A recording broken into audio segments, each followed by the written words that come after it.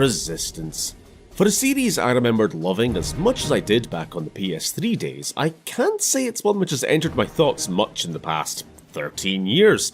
Certainly compared to my not infrequent returns to its almost console cousin in Killzone, and you know how much those games occupy my brain space, it wasn't until streaming through Fall of Man and Resistance 2 last year, the latter of which slightly hammered, Don't break it. that I'd even looked at these games since 2011. Which of course begs the question, what exactly were these games about then? What was the story? Does the gameplay hold up more than a decade on? And just what was it about this chimeric blend of World War shooter and alien invasion sci-fi alt history horror which latched onto me at the time? One which ushered in Sony's 7th console generation and yet ultimately never escaped it. Well, here I was hoping for a short and simple video for once, but of course the more I dug into it, the more stuff I turned up. So, join me, if you will, for what's bound to be another regrettably comprehensive, social life eroding, other projects that I still need to finish intruding upon exploration through Insomniac's Resistance.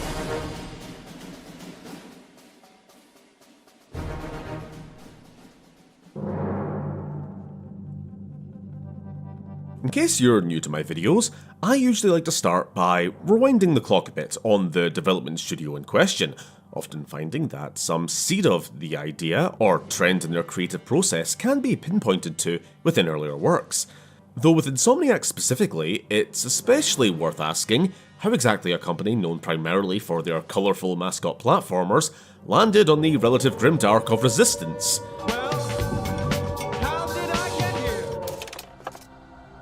What would become known as Insomniac Games was founded February 28, 1994 by Princeton graduate Ted Price, initially under the placeholder and self-admittedly painfully 90s name of Extreme Software, with an X. With their debut PS1 title already on its way to E3 1985, a new name would be needed. Among the many contenders was, quite prophetically, The Resistance Incorporated, leaning on the studio's proud independence from major publishers, though in the end, the name Insomniac, you know, that thing I'm going to turn myself into in order to get this video made, became the studio name. Kind of stretched that joke a bit there, but whatever. While Insomniac would become best known for their colourful mascot characters that we'll get to, their inaugural PS1 title was, in fact, a first-person sci-fi shooter. A heavily Doom-inspired FPS set around psychic space troopers fighting terrorism in the future, featuring full-motion video cutscenes with the set design of your average Russell T Davies Doctor Who episode.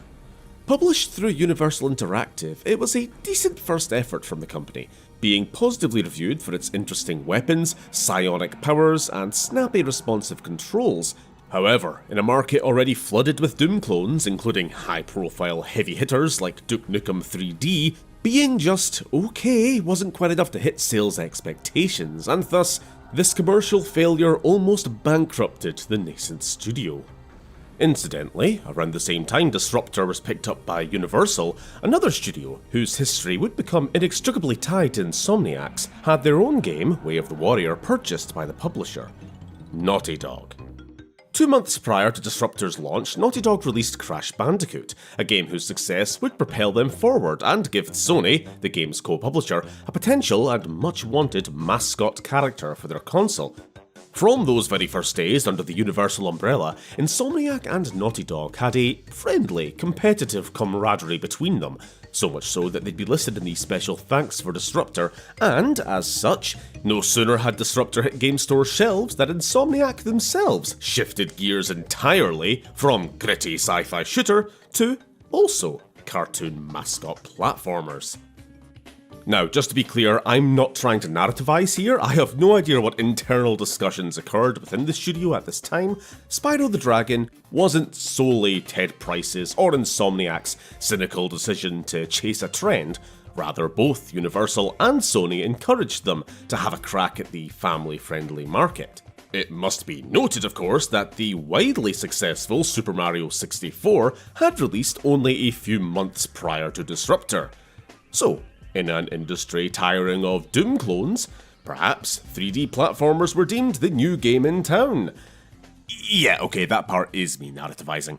Despite finding wide success with this character in the original 3 Spyro games, Insomniac found themselves in the uncomfortable position of not owning this IP. As the PS2 ushered in Sony's 6th generation console, Insomniac's next game, whatever that would be, would ultimately cut Universal Interactive out of the picture, as they tied themselves ever closer to Sony alone, while remaining an independent studio. Once again, looking to current trends for inspiration for this new game, late 90s action-adventure hits like Tomb Raider and Ocarina of Time gave rise to the unproduced but conceptually creative-looking Monster Knight, with its Wukong-esque protagonist and array of living monster weapons which grow and evolve. Pokemon was also big at this time, as well as the ill-fated girl with a stick, cancelled a good bit into development. Naughty Dog, meanwhile, had, by 2001, released its first PS2 title, Jak and Daxter, a cartoony action-adventure featuring a tall guy and a little guy, who would team up, both with their names on the box art. It's Ratchet & Clank next.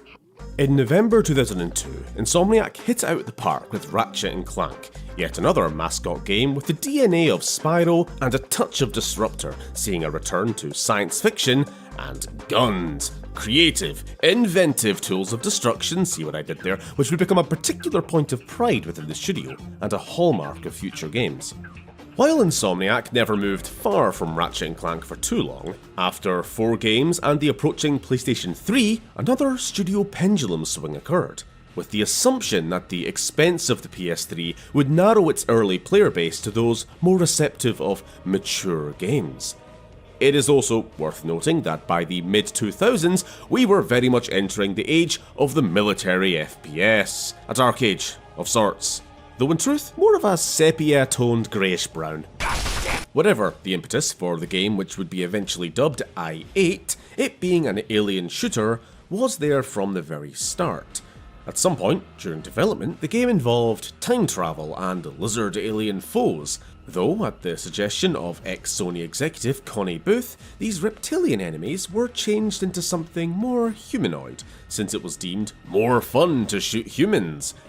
Let's not read too much into that. The original convoluted time travel plot was in turn scaled down to just, at first, a First World War setting.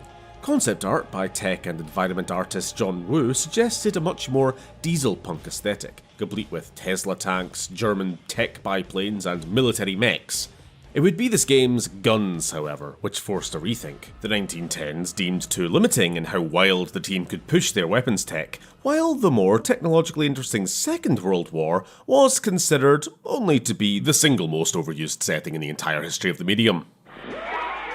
This house of the future has no stairs, no dust-collecting wainscoting. The kitchen is compact. Ultimately, I-8 would settle on an early Cold War 1950s atom punk and vacuum tubes vibe in a world where the Second World War never occurred due to the arrival of an existential alien threat in the early 20th century. While both sci-fi and World War shooters were, especially then, a dime a dozen, Insomniac felt they'd landed on something unique. Through this grafting of the old-time and the high-tech, a poetic genre hybrid given the nature of this game's eventual alien antagonists. Of course, no matter how outlandish the premise or material, the team felt I-8 demanded a cohesive vision, grounded, gritty, and believable. They had, after all, fallen into this trap once before with the ill-fated development of Girl with a Stick, swinging from the cartoon world of Spyro to more mature realism, only to end up with a clashing art direction. We hit this no man's land in terms of our art style, where we were going from Spyro to something that we professed was for a mature audience, and it ended up, looking back at the videos, pretty darn cartoony still. While Resistance would certainly have its, what I can only call cartoony moments, overall the game strived for a historicity to its narrative, recounting the events of man's war for survival with documentary-like authenticity. Beyond this mandate, little else was set in stone, neither the plot, nor the enemy designs, nor the gameplay, which bounced during development from squad-based mechanics to massive NPC waves, the latter of which would be shown on stage at E3 2005 alongside other prospective titles for the coming PlayStation 3. This demo, of little more than soldiers running across empty fields and into walls, was more of a declaration of intent than any representation of the final product. A tech demo with some impressive visuals, physics, and Grievous it was, our first glimpse at the all but finalised alien menace, one which, before even the game itself, already had a name: the Chimera. Obviously, we will unpack the mystery of the Chimera as we play through the games, but the name is in itself clue enough. A beast of Greek mythology, the monstrous hybrid of lion, goat, serpent, or whatever else. Early concepts showed some very different directions for these creatures, including some more insectoid forms, eerily similar to the necromorphs of future sci-fi horror game Dead Space, as well as apparently more H.R. Giger-inspired designs. Ultimately, though, Insomniac went with a creature design which was much more humanoid. In some ways, distinctly human. As development reached its final stages, the pieces were falling into place, both for a narrative-driven campaign, as well as an ambitious 40-player multiplayer mode. By E3 2006, a playable demo featuring close-to-release versions of the levels Manchester and Northern Command was unveiled, demonstrating the game's twin pillars of wartime action and creeping horror. More importantly, the game was, at last, known as I-8 no more. The world had gotten its first taste of Resistance: Fall of Man. Marching towards release, marketing played into the creepier, conspiratorial elements of its story, dealing with an alternate history in which an alien incursion began in pre-revolutionary Russia, drastically rewriting human history from that moment on. This viral marketing campaign included an online blog journaling supposed government cover-ups, from leaked film reels supposedly carried by a Russian defector to Britain in the 1940s, scratchy lab footage of masked men and an inhuman plastic head, and one of a distressed woman alluding to some catastrophe going on within the borders of the Russian Empire, long since sealed off to the prying eyes of the West. A series of live-action shorts were uploaded to the now long gone official website, journaling the perspective of a British Army officer from 1949 to 51, as news comes out of Europe of a surprise Russian offensive breaking through the enormous border wall, describing the initial excitement as the country rallied to defend its allies, then anxiety as control of information tightens as reports stop coming from the front, ending, ominously, with this faceless evil having finally reached the shores of England. A round of trailers dropped ahead of launch, one setting incredibly well the ominous tone of this losing European war. Another, honestly pretty silly looking even then, FMV of Russian war footage, and last but not least, a UK launch trailer which just had no business being as good as it was. The final radio broadcast of Field Marshal Douglas Braithwaite somehow managing to be some of the best written and performed dialogue in the entire series. Don't stop fighting. Don't let them take you alive. Because some things are worse than death. This is Field Marshal Douglas Braithwaite. It's October the 22nd, 1950. Pray for us. Central Command, out.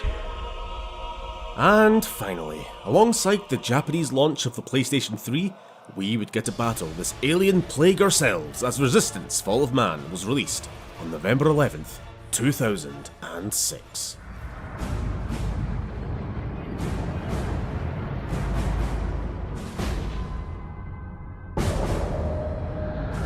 The Chimeran threat began in Russia. The origin of the virus is unknown, but its effects were devastating and swift. In the 1930s, reports of biological experiments began leaking out of Russia. Then reports of villages destroyed overnight.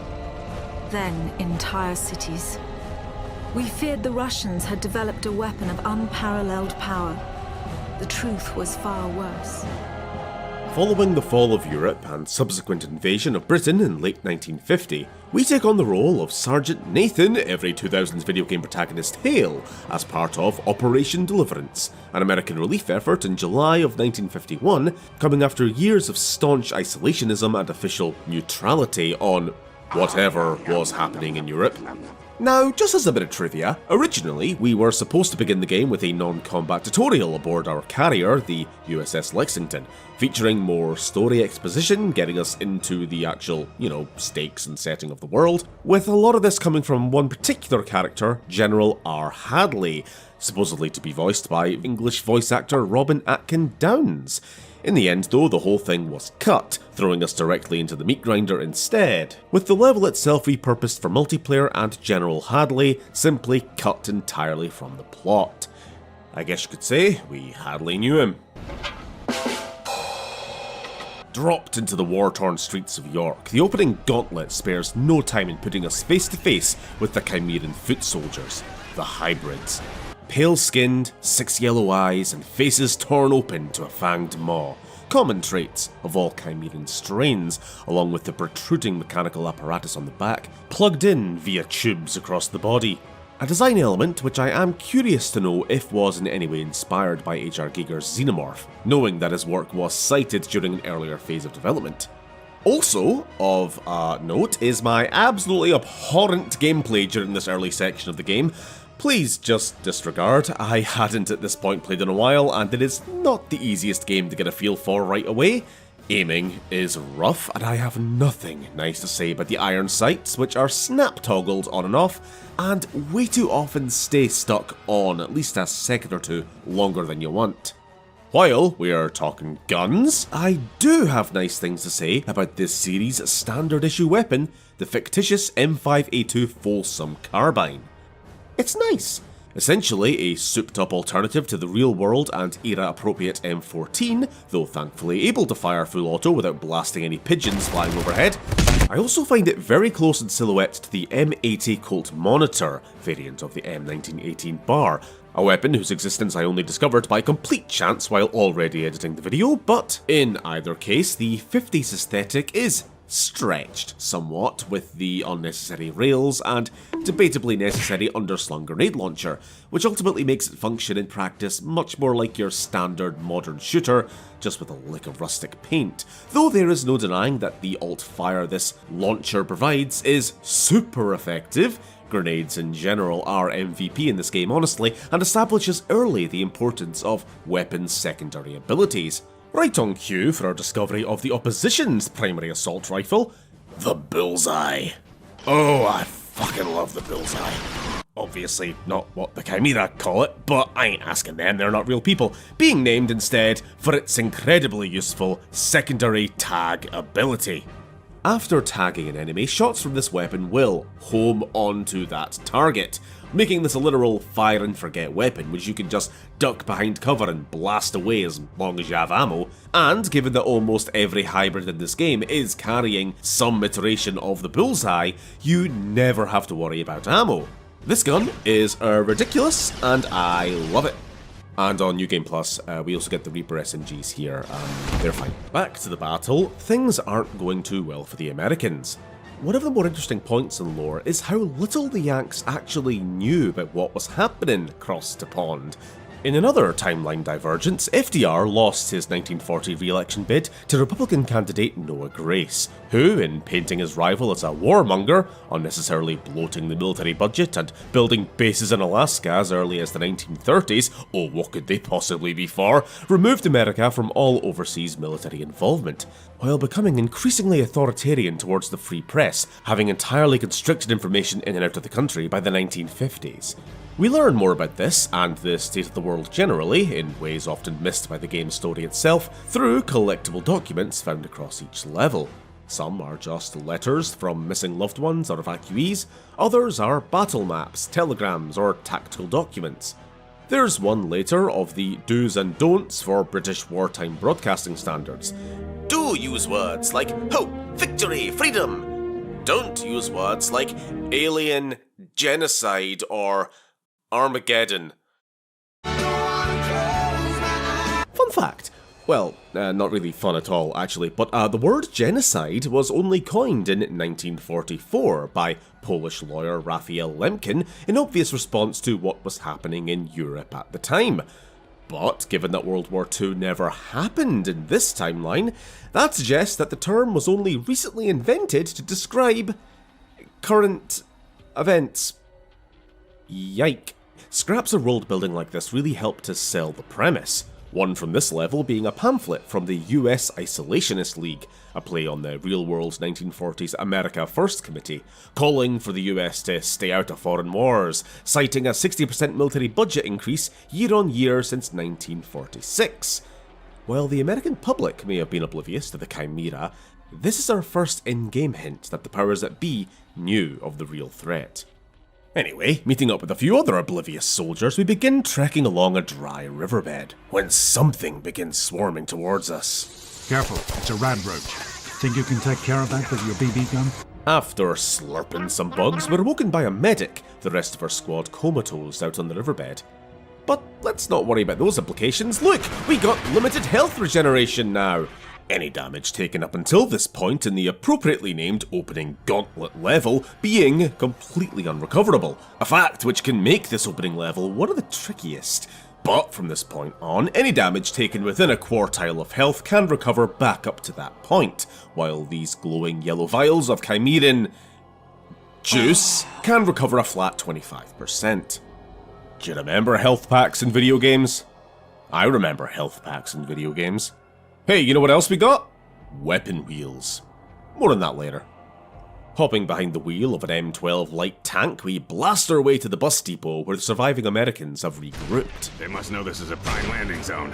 If we can hold it, we'll get some reinforcements of our own in here. The battle here is a fun, open firefight, encouraging flanking to clear out emplacements and clever use of grenades, though despite our efforts it all ends in tears with a spire attack, unleashing a swarm of infectious crawlers, awakening hours later to a fate worse than death. We're in Grimsby. Get us the hell out of here! Finding ourselves in a so-called conversion centre, captured humans, comatose by the swarm, are being prepared by what we assume are Chimera, though could just as easily be a couple of innocent Grimbarian bystanders. I mean, Hale's never been to Grimsby before, how can he tell the difference? Okay, sorry, no more Grimsby jokes. Few doors down, we find and narrowly rescue British intelligence operative and majority of women in the franchise, Colonel Rachel Parker, who gives our poor and horribly confused Yank his first explanation on what the hell has been going on today. An American? We thought the Chimera stopped all of you in York. Chimera? Those creatures. Hold on. Rachel Parker? Nathan Hale? Parker Hale Limited, former British firearms manufacturer, founded 1910? Nah, Hale's supposedly named after some American revolutionary or something, I don't know. Going our separate ways to escape the facility, it's here that Parker chimes in with her usual narration, commenting on the unusual yellow sheen of Hale's eyes. They showed unmistakable Chimeran traits. It was subtle, but it was there. Whoever Nathan Hale was, he wasn't entirely human. Fighting our way through this nightmare factory, we're guided room by room through this conversion process, as we come to understand that the Chimera refers to more than just some invading extraterrestrial species, but to a contagion. This Chimeran virus, originating in Siberia at the site of the 1908 meteor impact, known in our own world as the Tunguska event, slowly consuming the local population and over decades spreading largely by these tiny insectoid crawlers, genetically and physiologically reprogramming humans with alien DNA. A grim process, which, following decades of secret consolidation behind the so-called Red Curtain of the isolationist Russian Empire, has taken on an industrial scale. Comatose, infected bodies are brought in mass by floating carriers, gestated within cocoons, and soon become one of any number of Chimeran strains. Cybernetically implanted with this heat stack cooling apparatus, the Chimeran metabolism being vastly higher than that of humans, lethal in warm climates but allowing for rapid, limited health regeneration. You know, that thing we've had since York. Hale is infected, obviously, yet so far unaffected. Almost as if the resistance was in us the whole time. It's a double entendre. Eh? How about that? Anyway, did you know we were meant to get a grapple hook for this level? I think cutting that was the real reason the series died. Video over. With an escape route in sight, we've only to fight through the sprinkling of guards at the gate, meeting Parker outside with a transport waiting to take us to Manchester, where British forces are trying to recover the convoy carrying Parker's so-called superweapon that the Americans were so eager to enter this war for. Now, out of all the levels in this game, this one to me feels like the closest realization to that original E3 demo.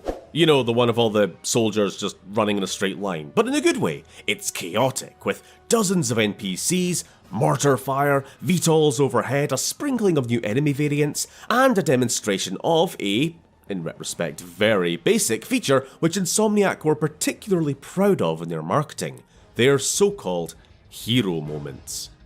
Friendly NPCs are pretty fragile and limited in number, but dividing enemy fire is always a good thing, so you'll want to sometimes step in when a leaper's about to eat a Tommy's face or a hybrid has one by the scruff of the neck. Okay, it was slightly overhyped in the marketing as some moral choice, you gotta balance the weight of your ammo with the weight of their life bullshit, but in fairness, in some fights having a buddy there can really make a big difference. What's the most British name we could think of? No! We never even gave him a name! Get back here! Fuck! Chandler Bottlesworth. You did so well. As we fight towards and into Manchester Cathedral, used during the initial invasion as a shelter and field hospital for British forces, we arrive at a controversial footnote in gaming history.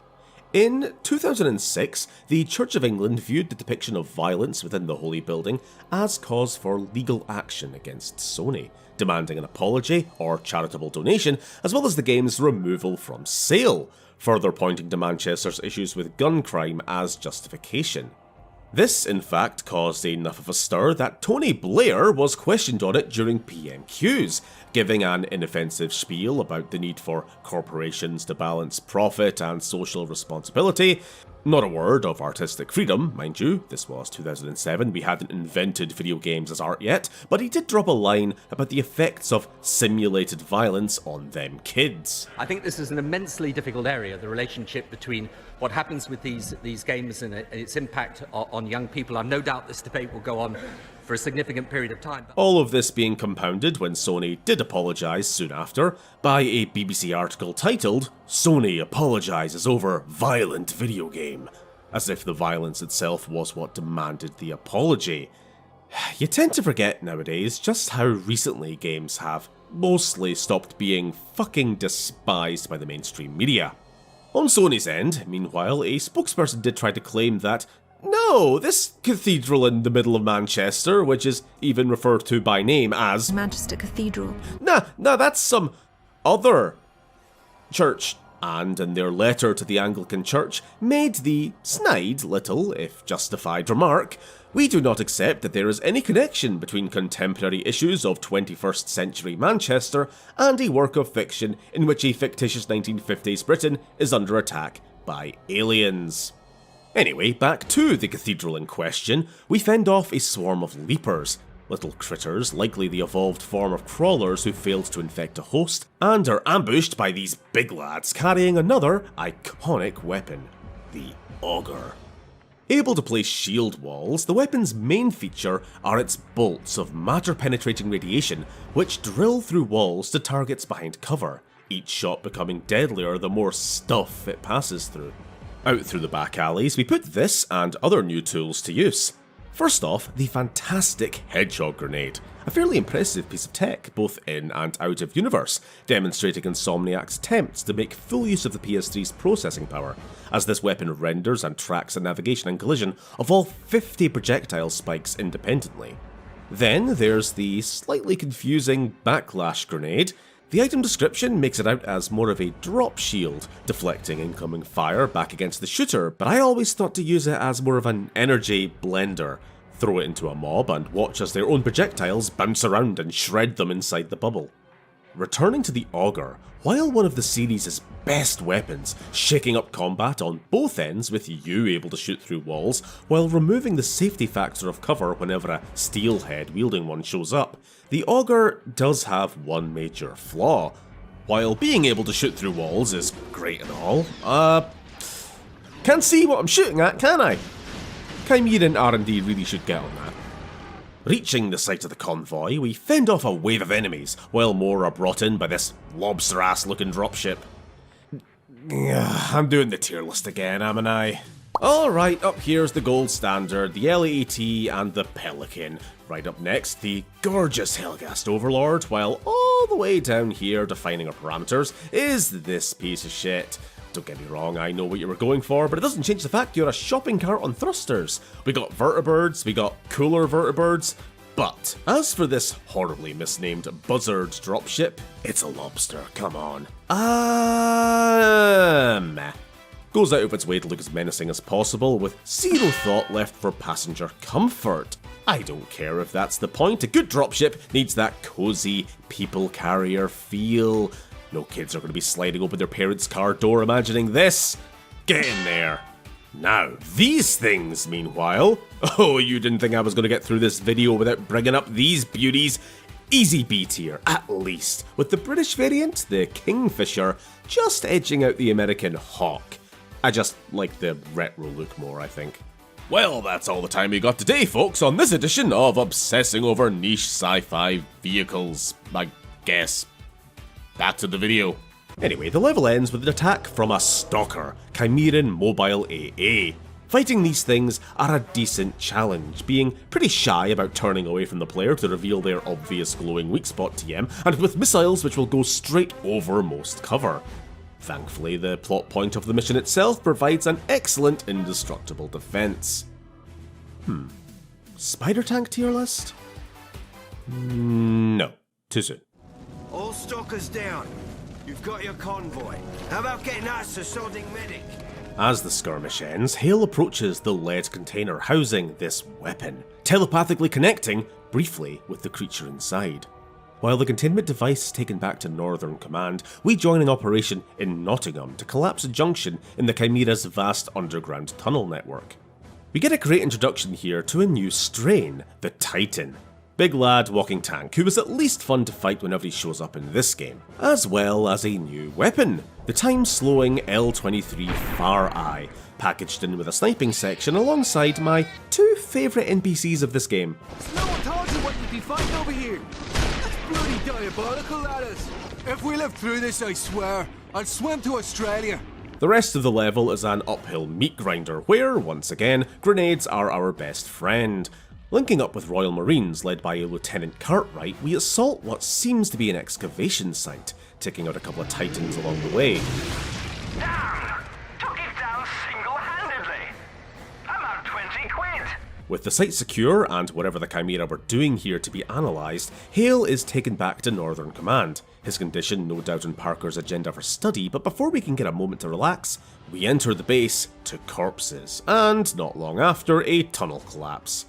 Left to fend for ourselves, we enter into the more horror-themed portion of the game, creeping down dimly lit tunnels, ambushed by swarms of leapers and new slipskill enemy types, who, gotta be honest, are not worth trying to aim for normally. These jumpy little bastards can get temporally fucked. The laws of time are mine, and they will obey me! Jump scared by a Chimeran burrower, we follow the tunnel left in its wake, picking up the Arc Charger here on New Game Plus, a weapon which, I'll admit, I don't think I fully understand how to use, charging enemies with primary fire and arcing to nearby targets with alt. At least that's how the journal entry describes it. Not that I could really get it to behave like that, but whatever, it melts leaper swarms, that's good enough for me. While navigating the increasingly Swiss-cheesed facility, we stumble across a soldier's corpse, only unlike any we've seen so far. Although his uniform insignia, the sheltered star as I'll call it, tells us they're at least American.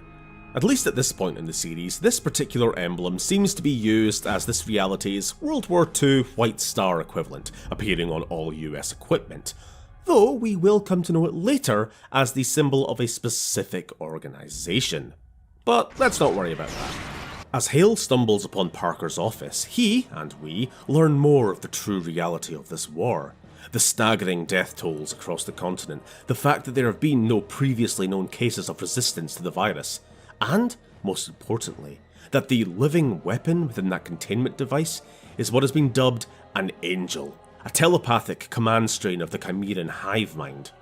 Looking around at these charts and files is a good time to touch on this game's diegetic enemy codex, each having a neat little hand-sketched notebook entry written as the in-character theories of Colonel Parker, or whoever, as to the creature's origin, role in the Chimeran hierarchy and tactical capabilities.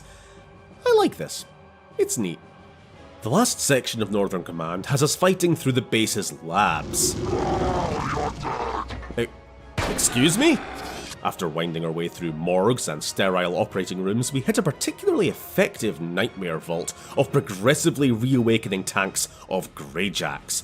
Lanky Steven merchants theorised to be aging hybrids, whose rapid metabolism have overgrown their bodies to strained proportions. Unarmed, they'll simply charge at you with grabby, gangly arms, but can easily overwhelm if not killed in quick succession. Yeah, by the way, I kind of got to go back to what happened a second ago.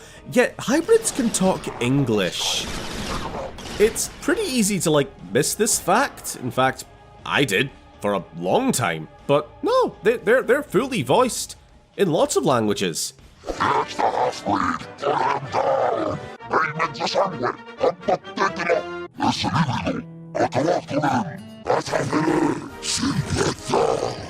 That's kind of, I don't know, to me, up until now, and more so in the future games, they're always just shown as sort of mindless dinosaur zombie men. No, they have, tactical thinking. They can talk. They, read bedtime stories to their children. This is horrifying. Anyway, finally reaching the captive angel's cell, we fend off the last attackers, drawn here to liberate their overlord, then proceed to riddle the creature itself, Hale severing, for now, whatever control the hive mind was gaining over him. Get out of my head! Get out of my head! Get out of my head! Sent off next to Somerset, where Lieutenant Cartwright has been investigating activity in, Cheddar Gorge. I've been there. They got a cave full of cheese and everything. Wait a minute. Damn Xenos are going after our dairy reserves! Hurry up, Freeman! What follows is a lengthy, if repetitive, vehicle section which feels like it's going for that Halo CE pseudo-open world feel, only with way less colour saturation. It's fine, it just feels a little wasted on what amounts to drive, clear bunker, open gate so we can drive to next bunker, rinse and repeat 3 or 4 times. They could have added a bit more variety, a boss fight or something. Reaching the gorge, there's more of those guys and a new weapon in this sapper. It shoots balls. More importantly, here we discover something which changes everything we knew about the enemy. Just as in Nottingham, the Chimera have been excavating something. A massive structure of clearly alien design. The Chimera, or their original progenitor species at least, have been on Earth before. Fighting back to the Jeep, we pass through what had previously been designated factories, parts for stalkers and yet-to-be-encountered Goliaths scattered around, though in this new context we see that they are not being built, but assembled.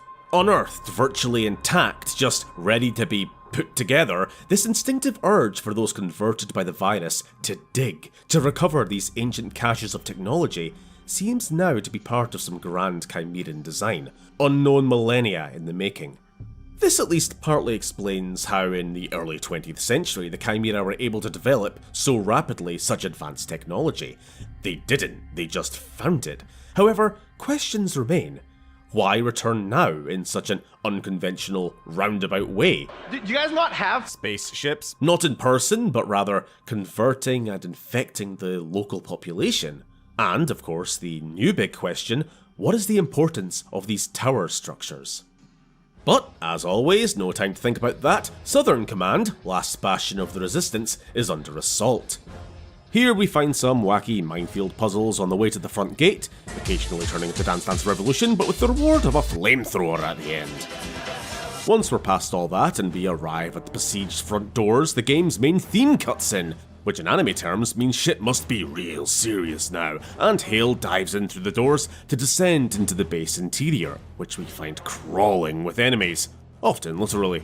Oh, good time to talk about a new weapon we got in Somerset.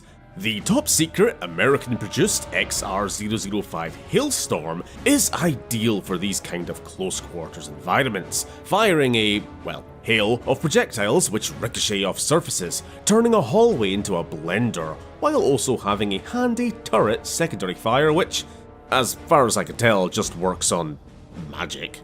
Clearing out the hangar bay to allow our VTOLs to escape, we fight our way back to the surface.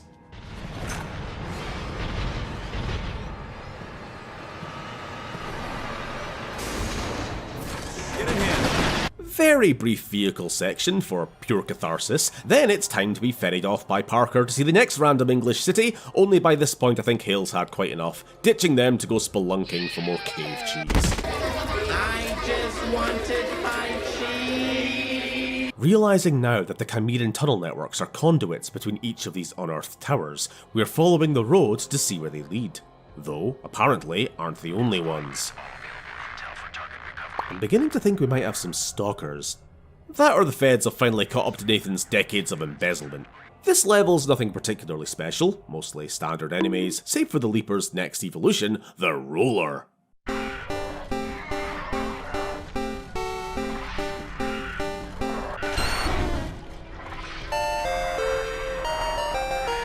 I suppose we do find here not our first piece of intel regarding a subplot I've yet to touch on, the Cloven. Up until now, there have been a few documents speaking of strange Russian soldiers sighted on British soil, which, while hostile to the Chimera, are not quite human either.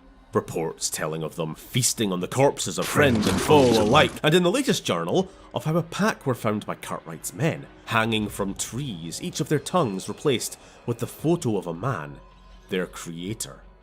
But that is a story for another time. Ascending up one of these Chimeran towers, we beat back a horde of Twitter Blue users, and solo a stalker with the help of our new Lark launcher, after which Hale finds a way back outside. We had been at Cardiff for several hours when I received a radio message from Hale. He told me he was in London, and he asked if snow was normal for July. Having found himself on the outskirts of London, he describes a massive tower in the centre of the city. Parker rallies the remaining British and now regrouped offshore American fleets to coordinate a joint strike against this hub of the Chimeran network, with it falling to us to disable the defending stalkers from shooting down these reinforcements. Into the frozen streets of London, we get a glimpse into at least part of the Chimeran plan for Earth, cooling the climate to become more suitable to their biology, a likely purpose of these towers. I particularly like the environmental design of this part of the game. Empty malls and hotel lobbies, completely silent outside of combat, devoid almost entirely of music. We can also find another New Game Plus weapon here, the Splitter, another wacky weapon whose alt-fire divides the projectile into a big old net of, balls. It's a cool idea, honestly, but I never really found much practical use for it, when bullets exist. We battle another especially tricky stalker, lacking both heavy weapons or allies to distract the turret. This thing will just never turn away from you, but once we've dealt with it, we're airlifted a tank.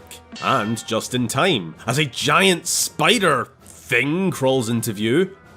More on those in a bit. Trundling up to Trafalgar Square, annihilating every stalker, titan or creepy crawly we see. Unfortunately, before we can win the war single-handedly, Chimeran Goliaths, their largest and deadliest known weapon, are on approach to Tower Bridge. Blowing the bridge is our only hope, leading to a desperate defence with our British reinforcements to hold the line while bomb squads do their job. And it's here we face the Widowmakers proper. One of the earliest enemy designs, first shown virtually unchanged in the original i8 demo, they're a bit of a mystery lore-wise. Early concepts envisioned them as mutated livestock, though I wouldn't take this as canon anymore. Best bet is that they're the final form of the Crawler Leaper Roller line, based on intel suggesting they're the ones responsible for laying Leaper pods all over the place. The Resistance wiki, meanwhile, has an unsourced line about them being bred by the Chimera and brought to Earth from off-world. Though this really doesn't line up. For all of their advanced technology, sophisticated interplanetary travel just isn't a factor for the Chimera. Do you guys not have goddamn spaceships? Yeah, you guys all have. Meanwhile, not to get too into the weeds on speculative biology, their gibs do show bones, i.e. an endoskeleton, so mutated spider or insect is pretty unlikely. But you know what? Doesn't matter, because whatever they are, the only good bug is a dead bug. With the bridge blown, we head down into the famous London Underground, which is only marginally less stress-inducing here than in reality. For whatever reason, this one section gave me more trouble than anywhere else in the playthrough. Forced out of cover, mid-firefight by Leapers, ambushed by Steelheads, sniped by wall-crawling Slipskulls. You've rarely, if ever, had to deal with this much of a mixed enemy force until now, demanding near-perfect juggling of weapons and secondary abilities. Escaping outside, we hit the point, apparently in every playthrough, when I just suddenly remember how nice the snow is in this game, and Hale blows the last intact bridge barely in time. Meeting our old buddy Cartwright, we commandeer another stalker to take on the lone surviving Goliath. Alright, fine, I'll do the spider tank tier list. So, I have been holding this in. I don't care for the stalker design at all, really. Sorry, this game has some great designs, the Chimeran tech and creatures just all have this really nice, menacing, distinct look to it. The technology in particular mimicking their biology with these clusters of yellow lights, or as in the case of the Goliaths, back-mounted spires, calling back to the hybrid heat stacks. But the stalkers? Too smooth! Tint them purple, they fit right in with the Covenant from Halo. Now, Widowmakers, meanwhile, they fill the same role while being much more memorable and recognisably Chimeran. Just swap them out. C tier. Meanwhile, Goliaths. These heavy artillery walkers, responsible for the launching of spires seen loaded into their backs as mentioned, are awesome. Sure, their presentation in Fall of Man alone doesn't quite match up to the scale or intimidation of their incredible concept art, but knowing how well they are presented later in the series, easy A. Blasting our way to the tower and through another Wee Maker, Cartwright is wounded! Oh no! But urges us to finish the mission without him, his fate in this game being left unconfirmed. The tower introduces new enemies, the Praetorian cast of advanced hybrids equipped with the Mark II bullseye zealously guarding the tower and angels within. Speaking of, it's not long before we have a showdown with one face to face, and they are kinda useless, actually. Right then, onto blowing up the reactor or whatever. Up an elevator, we meet the one other guy who made it this far, truly the hero of his own story, and he's dead. And, just as we were promised, some other reinforcements, another second angel attacks. Then a third. Then so on and so forth. Yeah, Fall of Man doesn't really do boss fights particularly well, or at all, really. In both mechanics and presentation, the Angels have been reduced from an alien queen level threat, the tippy-top big bad of the Chimera, to just another enemy type, to be thoughtlessly dispatched here and throughout the next and final fight of the game. In one of the most first-person shooter moves a first-person shooter can make, the final test of your accumulated abilities from across your entire time with this game is open some panels and shoot the glow sticks.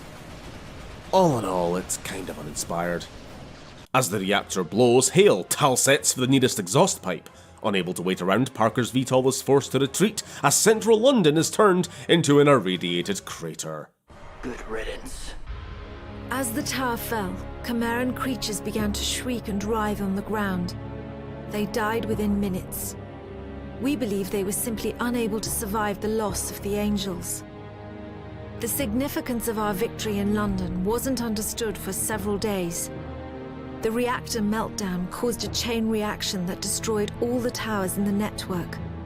At least in Britain, the Chimera were defeated.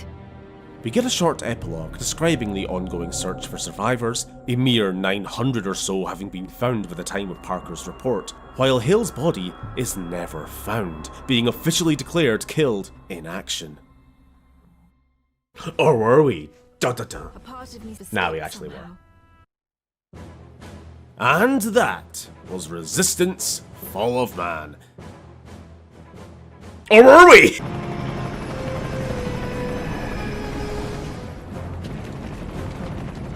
Anything to declare? Yeah, don't go to England. So, when I first played it back in 08, I found it okay. There was something dated, even then, about it. From the level format to the clunky combat, I'd only eventually force myself to complete it in order to justify trying out the sequel, but really would just never go back to play it with the same regularity I would Resistance 2. Having, however, picked it up recently for stream, and again for footage for this video, I get it now. For whatever reason, this last time with it was a blast. Now, there's issues. While the world-building foundations are there, the plot itself is thin. Nathan Hale is the poster boy for mid-2000s video game protagonist mans. Now, one could argue that the plot isn't really from his perspective, but rather Parker's, for whom Hale, with his unique condition, is an enigma within the grand scheme of the conflict. Cold, stoic and distant, with internal thoughts and motivations unclear. Can he even be trusted? Who knows? I mean, how much did he even talk the entire game? Hey, Sergeant Hale, 1st Rangers. Chimera, come on, we gotta move. Yeah, fine. I'm outside. Where are you? That's it. That's the totality of his voice lines. What, are you kidding me? They had to hire someone to play this role, you know. The narrative, told in this past tense documentarian style, lends Fall of Man a unique identity, but this, and our hero's lack of anything, hurts in other ways. A certain disconnect between the times where we are in control of the character, shooting baddies on screen, versus cutting away to a narrator explaining how dire and awful the situation is and how everyone's gonna die if we don't kill enough of the baddies. You know, the larger narrative is always playing around us or in between missions and not in the actual action of our gameplay itself, while also on a meta level framing our actions as past tense, having already happened and thus having no impact on the narrative at this point, making us essentially play as a battle reenactor rather than an active participant. And given that the game already lacks any real sense of stakes or tension, besides, you know, the larger scale, mankind's under threat, but you know, there's nothing specific.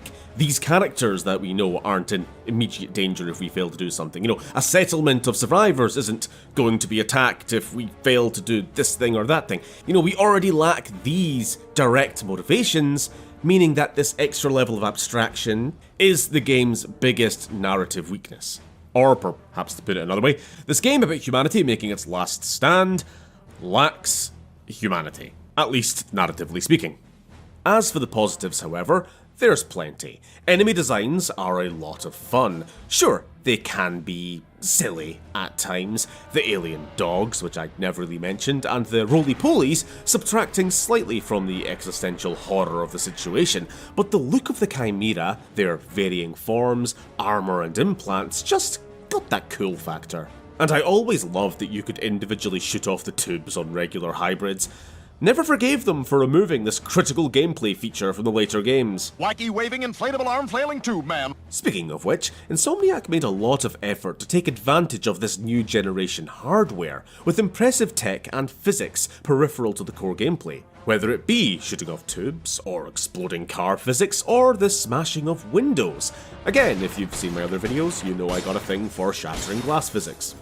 Weapons, though, obviously, were a highlight, but in what ironically may have contributed to my youthful sense of dated design, one of the best parts of this game, in retrospect, is the weapon wheel. Being encouraged to experiment with the tools at your disposal without limits makes for so much more fun than being coerced to sticking with a couple jack-of-all-trades rifles all game because you're only allowed to carry 2 at a time. However, by far my favourite aspect of the game is this setting. This wartime, keep calm and carry on Britain, it could have easily forgotten this part of its identity by the end, leading fully into the sci-fi and the high-tech, but it manages to maintain a nice balance throughout. A small thing that not every entry in the series would necessarily pull off.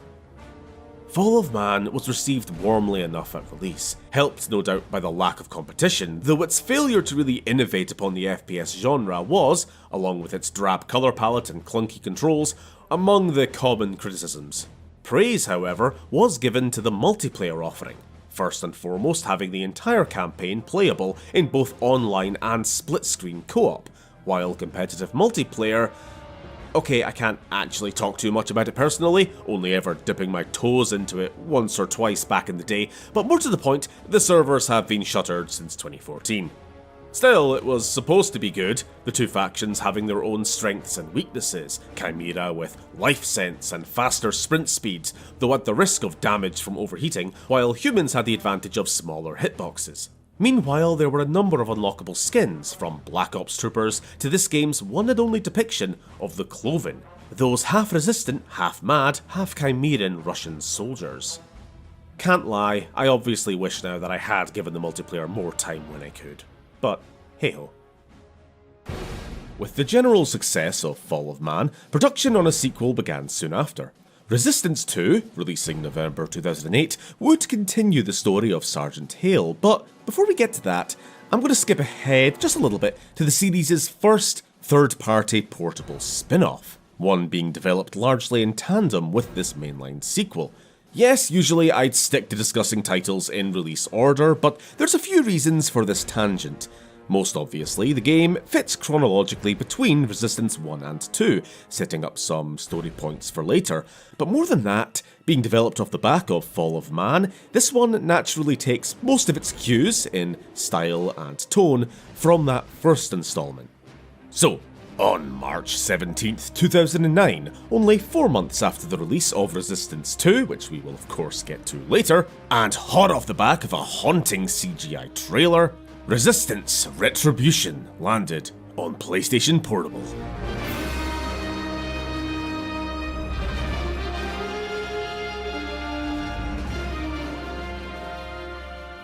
Developed by Bend Studio, best known at the time for its third-person spy shooter Siphon Filter, and more recently, Days Gone, the studio had been acquired by Sony in 2000 and, in the wake of Fall of Man's release, approached Insomniac with a demo pitching the idea for a spin-off, one which could help establish and set up several plot points in the coming game in ways which it itself would kind of drop the ball on, not to get too far ahead of ourselves. Unfortunately, as a PSP release, I'd never actually played this one before now, but in a frankly ridiculous stroke of luck, the very week I decided that this was the video topic I next wanted to work on, a surprise port of Retribution dropped on PS4. Well, I suppose that's a sign, if ever there was one. Retribution follows the story of James Grayson, a British soldier who in May 1951, weeks before the events of Fall of Man, is part of a raid on a Chimeran conversion centre where his brother, Johnny, an RAF pilot who'd been shot down and presumably killed, is found, alive and infected. Following army regulations to put him down, Grayson deserts, going AWOL to pursue a vengeance-fueled Chimera killing spree for the next 2 months. Sometime after the Battle of London, he finds himself in a military prison, tried for desertion by none other than our own Stephen Cartwright. He lived! But is also kind of a dick in this, stuck playing this stuffy foil to the rebellious, "You're a maverick, James, a loose cannon," Grayson, which I didn't really get from him before. This is the same Cartwright, after all, who, seconds after realising Hale was infected, went, "Fuck it, we ball." Before facing the firing squad, however, James gets a visit in prison by Rien Bouchard of the Maquis, the French resistance, who has requested his help for a coming counter-offensive in Western Europe, specifically for his intimate knowledge on conversion centres. While the military target of this Operation Overstrike is the Central Tower in Paris, funny how these ancient Chimeran structures always end up beneath capital cities, Bouchard's objective, however, is to halt the conversion process itself. Her father having allegedly created a virus designed to target the carrier strain, those floating octopus freaks who transport infected around the continent. While sceptical of her plan, it was this or a bullet, so, along with 3 other British squadrons, Cartwright and Colonel Parker, who continues her role as narrator and terrible Photoshop job, we board VTOLs and cross the channel to Rotterdam, a supposed safe corridor through the Chimera's Atlantic wall of coastal defences. Spoilers, it ain't. As we begin the game proper, the most obvious change is this camera perspective, from first person to an over-the-shoulder third-person view. Though, as we delve deeper into the narrative, we will see that this change in perspective is not unique to the camera. I left death row for this. Marquis intelligence said Rotterdam was clear. That is anything but bloody clear. Where Hale was, for all intents and purposes, a silent vessel for the player, Grayson is a full-fledged character, with thoughts and opinions very open for all to hear. Ben, thank God you're alive. Yeah, she's alive. Which I can't say about a lot of my friends dropping from the sky right now. Hands in the air, just testing their reflexes. Pretty good. Way better than your intel guys. Voiced, for real this time, by Robin Atkin Downes, our protagonist, actually has a personality. What do you know? Sure, it's mostly based around hating the French, but what's more English than that? Bloody frog. Know that, no matter what I might say about this game going forward, I have no problems whatsoever playing a Resistance game as my Saints Row boss. Take that, you fucking shav! Blasting through hybrids, you might notice that this time around they're looking a wee bit, I don't know, gormless? This isn't even a graphical limitation thing, since late game variants look pretty damn good. I do suspect, however, that they modelled these off of the earlier i8 demo hybrids, disparagingly described as duck-like by concept artist Carlo Arellano, who'd later give it a radical redesign. What also isn't great is the gunplay itself. So, right off the bat, I'm certain this is in part a problem with this being a port. The PSP release had an auto-aim, which the game was clearly designed around, especially for certain later encounters, but what certainly isn't excused by any control issues is the absence of what I can only call punch or feedback from our gunshots hitting the enemies, coupled with the bullet sponginess at best, or completely broken hitboxes at worst, of literally every enemy in the game. Through the sewers, we meet an enemy type unique to this game, the Boiler, a strain exclusively converted from women, their oversized, psychokinetically charged brains making them suicide units which explode when close. We'll talk more about the lore implications later, besides there ain't time to think as we're ambushed by a swarm of leapers! This game's single worst enemy type! I am not joking. Continuing onwards to the closest AA tower, we pass through a conversion centre, only something's wrong. Cartwright, the drones are dismantling conversion machinery. I've never seen anything like it. That's not your concern. Focus on destroying that gun. Now I found this one of the more interesting points this game raises.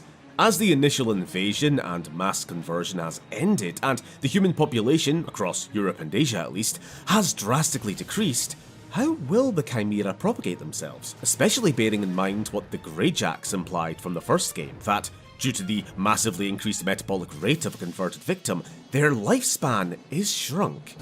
The menials, the Greyjacks, every damn one of them's gone. There's no more of us to replace them. The last centre I burned out was already abandoned. The Chimera are dead. As their visible reliance on drones and automation increases to replace their dwindling menial labour, for what reason do they bother dismantling such places rather than just leaving them abandoned? Unless, of course, the raw material is needed for something else. Speaking of drones, we'll be seeing a lot of these. A lot of these. Did I mention that everything in this game is a fucking bullet sponge? After the Titan Skin duo, we hitch a ride with Colonel Mallory. The, how do you put it earlier? Bloody frog. Yeah, that guy. And together we sneak into the massive AA tower blocking our reinforcements. Come, help me up. You can't reach the opening. How tall are you? Climbing through a shell ejection port, we encounter, oh look, drones, and dodge shells till we make it to the end. Come on. You'll never make it. Jump out of the way. Bollocks! Stupid midget.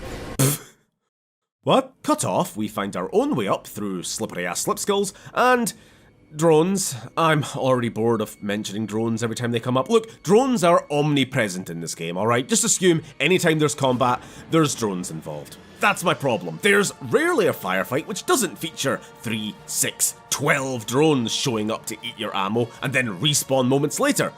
I hate them. Moving on. Reaching the summit, we link back with Mallory and his silly, customized auger. I had my auger custom made, suited for an emperor. Wasn't just your height reminded me of Napoleon. Together, we take out the gun's power cells, have a right lark with a lobster dropship, then blow the tower to allow allied landings to resume. As battle plans are drawn up, Cartwright's forces move to Luxembourg to intercept an Earth Mover, some massive Chimeran construction equipment of unknown purpose. Grayson, meanwhile, is assigned to Mallory and Bouchard, and heads to Bonn, where renewed activity has been reported around a vast new conversion centre, one which has drained the entire Rhine. On arrival, however, arguments flare, with Grayson planning to blow the place up while Bouchard wants only to investigate this apparent new conversion method. Fighting through the city ruins, we finally get a shotgun, which would have been useful for the Leapers earlier. Or so you'd think. Reminder, these are basically fodder in the other games, swarms designed to be blown away by a few good shotgun blasts, but here, Grayson used shotgun. It's marginally effective? What really doesn't help the situation is the stinginess at which ammo is provided. By our third Leaper Swarm in the time it's taken to get through this one tunnel, I'm already back to the carbine. And this is a problem which persists throughout the entire game for all guns, but the bog standard assault rifles. The ammo economy is just off. Back to the surface, thank God, we assist a band of Maquis against a new Chimeran hammer mech, in what's actually a decent little mini-boss setup, clearing the way down to the conversion centre itself. Go on without me! I'll stand guard. Something tells me when you come back up, trouble will follow. What a jaded little sod. I kinda like you. Inside, we find Mallory already fleeing for the exit, telling us that Bouchard was grabbed by something in the water. Believing there is still time to save her, we go in alone, following her intermittent, gasping radio transmissions as she's drawn deeper into the plant's pipe system, seen transporting the bodies of, if paying attention, exclusively women. Briefly catching sight of her, she's dragged off by a merman! A mermira? Whatever. So, into the water ourselves, we fight off two of these Furies, aquatic chimera who are not fun at all. Curse whoever thought this cover-based shooter required underwater combat, where, you know, there's no cover, and we sometimes need to breathe. Reaching a reactor core, we find another new enemy type, these levitating, bulbous evolutions of the boilers from before, known as hags. The floating, telekinetic powers, and psionic shielding all point to this new strain being a caste above the usual rank and file. Akin to the Angels, perhaps, or something else entirely. While their design, aside from being very Half-Life Alien controller, is notably similar to somebody we'll meet later in this video, or, if we'd already played it, have already met in Insomniac's Resistance 2. Unable to resist the urge to blow stuff up, Grayson rigs the reactor before heading deeper in, through one patient-straining combat encounter after another. It needs to be said, by this point, I'm already quite done with this cover shooter, where neither the cover nor the shooting really works all that well. While hallway of drones after hallway of boilers after flooded hallway of mermen is not sparking joy. Eventually reaching Bouchard, we free her from a pod all covered in cunt mayonnaise, because she's French, when we're attacked by an angel, truly cementing itself now as an early to mid-game boss tier threat, rather than the final big bad they were delusionally cosplaying as. What's that noise? What noise? Hearing things? No cause for alarm.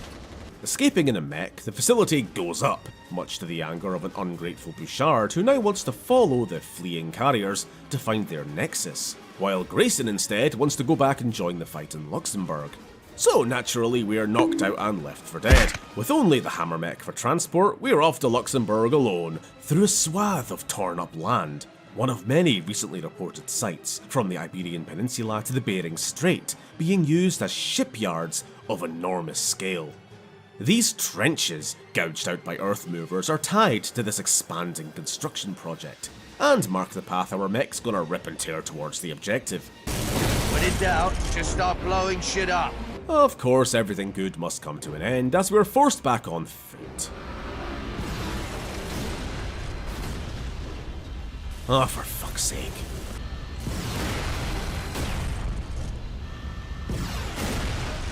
Alright, we done? Good. Used up all my missiles, but at least they're oh, for crying out! Increasingly, playing this port, at least, is making me feel like I've got one hand tied behind my back. Aiming is so slow and stiff, worsened at times by noticeable slowdown on the PS4, where all handling, movement, aiming, crouching, feels like wading through tar.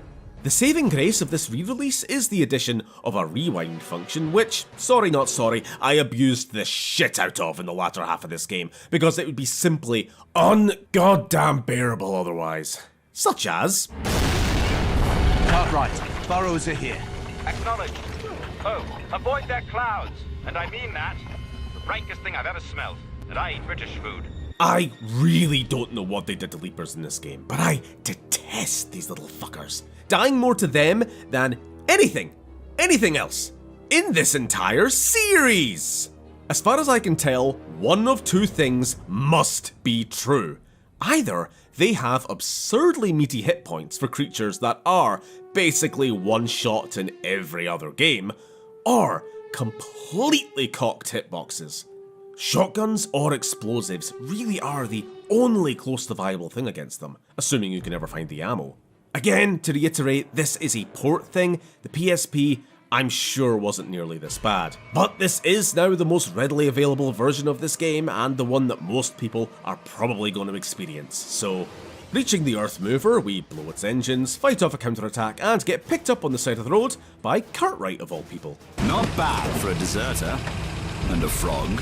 Reprieve, however, is short-lived, with the Maquis stronghold now under assault, with new heavy weapons guy Ravager-type Chimera and armoured advanced hybrids.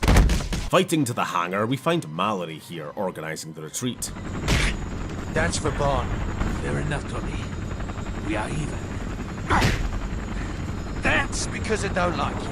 If the Colonel's here, Bouchard can't be far, still with her father in the base's lab, so it's up to us, again, to pull her ass out of the fire. Because you're a frog. We now come to quite possibly my least favourite series of events in the game. Hell, the entire franchise, as we find Parker swarmed by Leapers.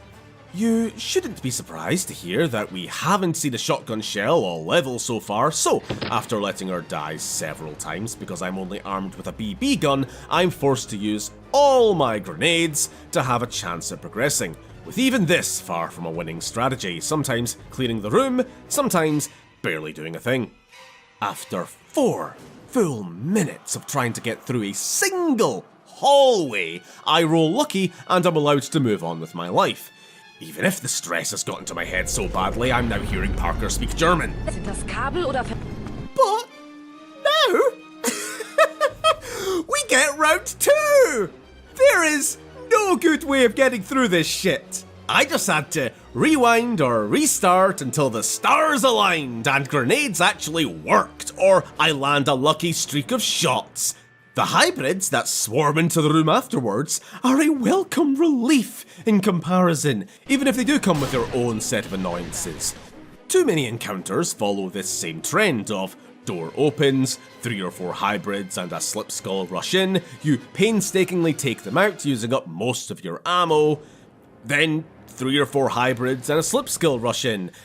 Didn't we just do this? The worst instance of this comes later, but I'll slip it in here while it's relevant. Within the catacombs beneath Paris, there's this big room of 3 or 4 slip skulls jumping around. Snipe, snipe, snipe, you get them all. Except there's still 3 or 4 slip skulls jumping around the room. Literally 4.5 minutes of doing the same fucking thing, unable to progress until a Titan appears and opens the way out. Making it this way was a choice. Parting ways with Parker, we fight our way down to Dr. Bouchard's lab, finding him with a needle in his daughter's arm. The two refuse to leave their virus incomplete, but a burrower breach kills the doctor, leading to a last-ditch defense of the centrifuge and Bouchard herself. Easier said than done when she insists on standing out of cover, but after an armoured Titan miniboss, we're free to join the evacuation up top. Fighting through these trenches and protecting VTOLs as they escape, it's a pretty good sequence. Or maybe I'm just feeling charitable after the previous 20 agonising minutes. With the remaining Allied forces regrouping outside Paris for the final assault, Grayson can keep his suspicions about Bouchard's condition to himself no longer. She's been infected since Bonn, her father using her contaminated blood for his serum. This may have even been their plan all along, being captured on purpose for this end. Either way though, this outburst lands him in prison once again. I had to see you, James. You're infected, Ray. Just like my brother was. You know what I have to do. Anyway, turns out it's 6 o'clock. So after banging the contagious French woman, Cartwright and Parker show up for a turn. Show up to free him, believing what he said about Bouchard and knowing she can no longer be trusted with her mission.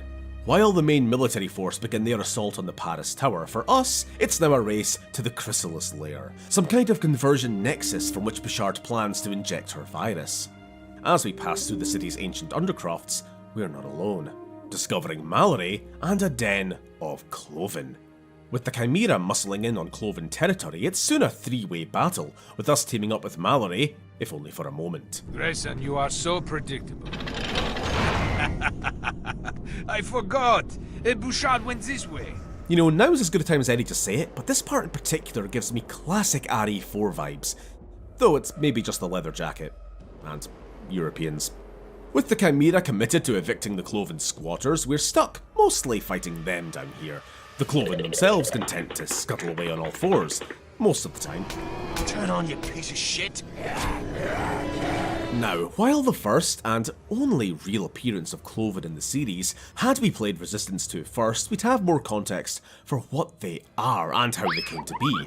As it stands though, despite having an on-screen presence, we really learn nothing new. Just that whatever they once were, they're now a bunch of crazy cannibals, feasting on the corpses of friends and foe. Stop it. Anyway, who wants to spend the next 5 minutes fighting the same Leaper hybrid combo down a single hallway? Ugh. While nothing quite tops the Leapers from earlier, this 2-3 level run really was the game's lowest point for me. I'm running on fumes, man. Every damn encounter feels handcrafted to be as needlessly frustrating and repetitive as possible. We hit another boss fight, to be fair, the only bad one of this game I found, against a poison-spewing burrower who exposes its only vulnerable spot for all of a second when firing, or if you shoot it in the eyes? Headlights? Whatever. Either way though, still a massive slog, with wandering all the way back to the start of the tunnel to restock on ammo every few shots. Just fuck off. Choke on that, you big iron bastard! Fighting our way to the surface through all the usual suspects, we stumble into a human storage facility, with Grayson realising that, like Bon, these pods contain only females. Women. Sisters, daughters. All I wanted to do was avenge my brother.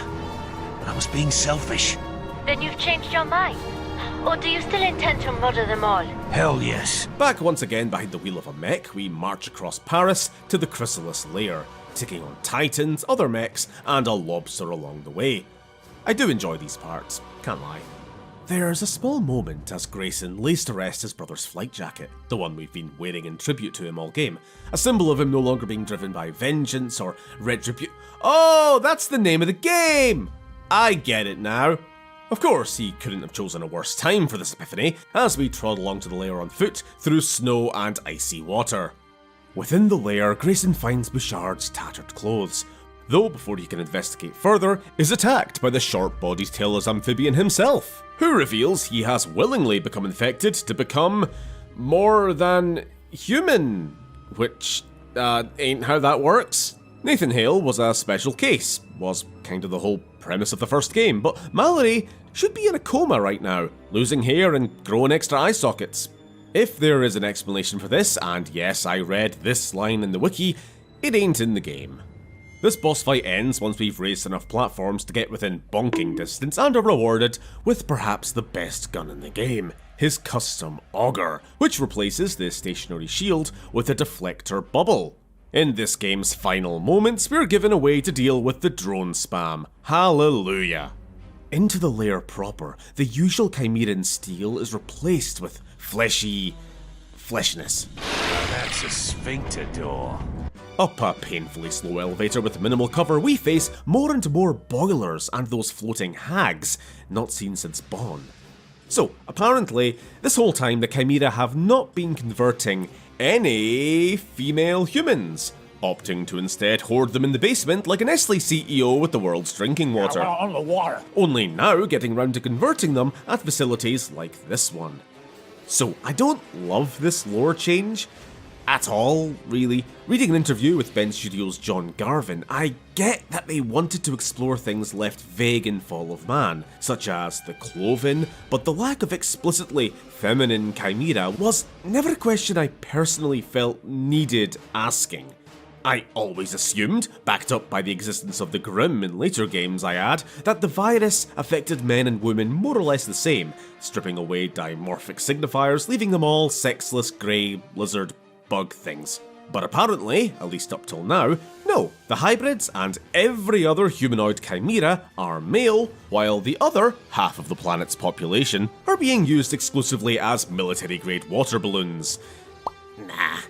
See, it's one of those lore additions which, if anything, subtracts from the identity of the chimera, while also leaning pretty hard into common sexist tropes all around. First, we got the presumed default status of the male gender, in that the overwhelming number and variety of enemies are male, while females are consigned to one very specific, special corner. You just go sit there. Male monsters are allowed to run the gambit on brutish, monstrous, militant, but most importantly, varied, from hulking titans to agile slipskulls, while the females are exclusively elegant and dainty and, in this case, distinctly uncool. Meanwhile, on the flip side, while all the males are thick and disposable, it's the femmira who get the big brain magic mind powers. Now, there's always the fallback excuse that we're doing the queen bug thing. It's at least part of the reason why we see these same tropes play out in Gears of War and StarCraft and so on, but personally, I just like the original approach. That whatever a person was before the infection, in every sense, has been stripped away, reprogrammed psychologically and genetically to serve a single-minded military machine, with no discretion for man, woman or child. That right there was always the true horror of the chimera. And thankfully, not to put too much of a point on it, this whole gendered chimera thing will never be touched on again. Either way, after a duo angel battle, Grayson hitches a ride to the top levels and into the womb, as the game calls it, swimming around in amniotic fluid where something can be seen gestating, while a giant mermira glitches around inside waiting for us to drop the shield wall. Did I mention I dislike this cover-based shooter's coverless underwater shooting? Taking on the Mother, essentially just a giant fury, at least that's what I know them as. I know Retribution calls them sirens, a little lore inconsistency chalked up to different naming conventions between the British and the Yanks, but whatever it was being out the way, we shoved the virus into the embryonic creature, bursting the entire structure in one of the most unappealing cutscenes I have ever seen. Ugh.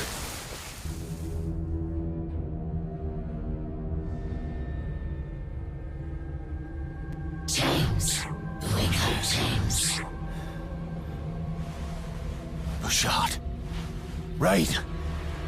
What's happened to you? Hey look, beggars can't be choosers, love. So, big surprise! The final boss, the Chrysalis, is Bouchard. Representing the Chimera's next evolution, Raine has retained her mind in a way few converted can, becoming what might replace the Angels as a new Queen Bee for the Earthborn Chimera. You know, if a certain bloke named Jordan wasn't also running around at this point, but never mind that. As for the fight itself, it's pretty good. I mean, Fall of Man set the boss fight bar so low that anything with a hint of rhythm or phases or actual challenge is welcome. The arena, atop a sci-fi tower overlooking a war-ravaged Paris, is appropriately climactic, as we run from psychic death rays to activate malfunctioning power beams to disable her shields, and deflect psionic blasts back on her with our new Augur shield. Hell, even the respawning drones and brief Titan intermission don't spoil an otherwise pretty good fight, thanks especially to this infinitely useful gun.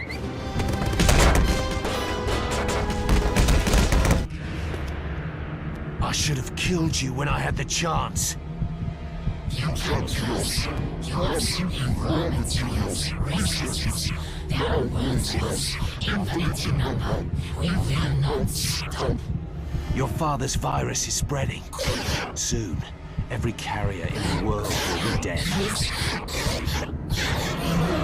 In her last moments, Bouchard warns us that the plan failed, that even as the carriers die out, the Chimera have already adapted, evolving beyond the need for now redundant industrial skill conversion centres.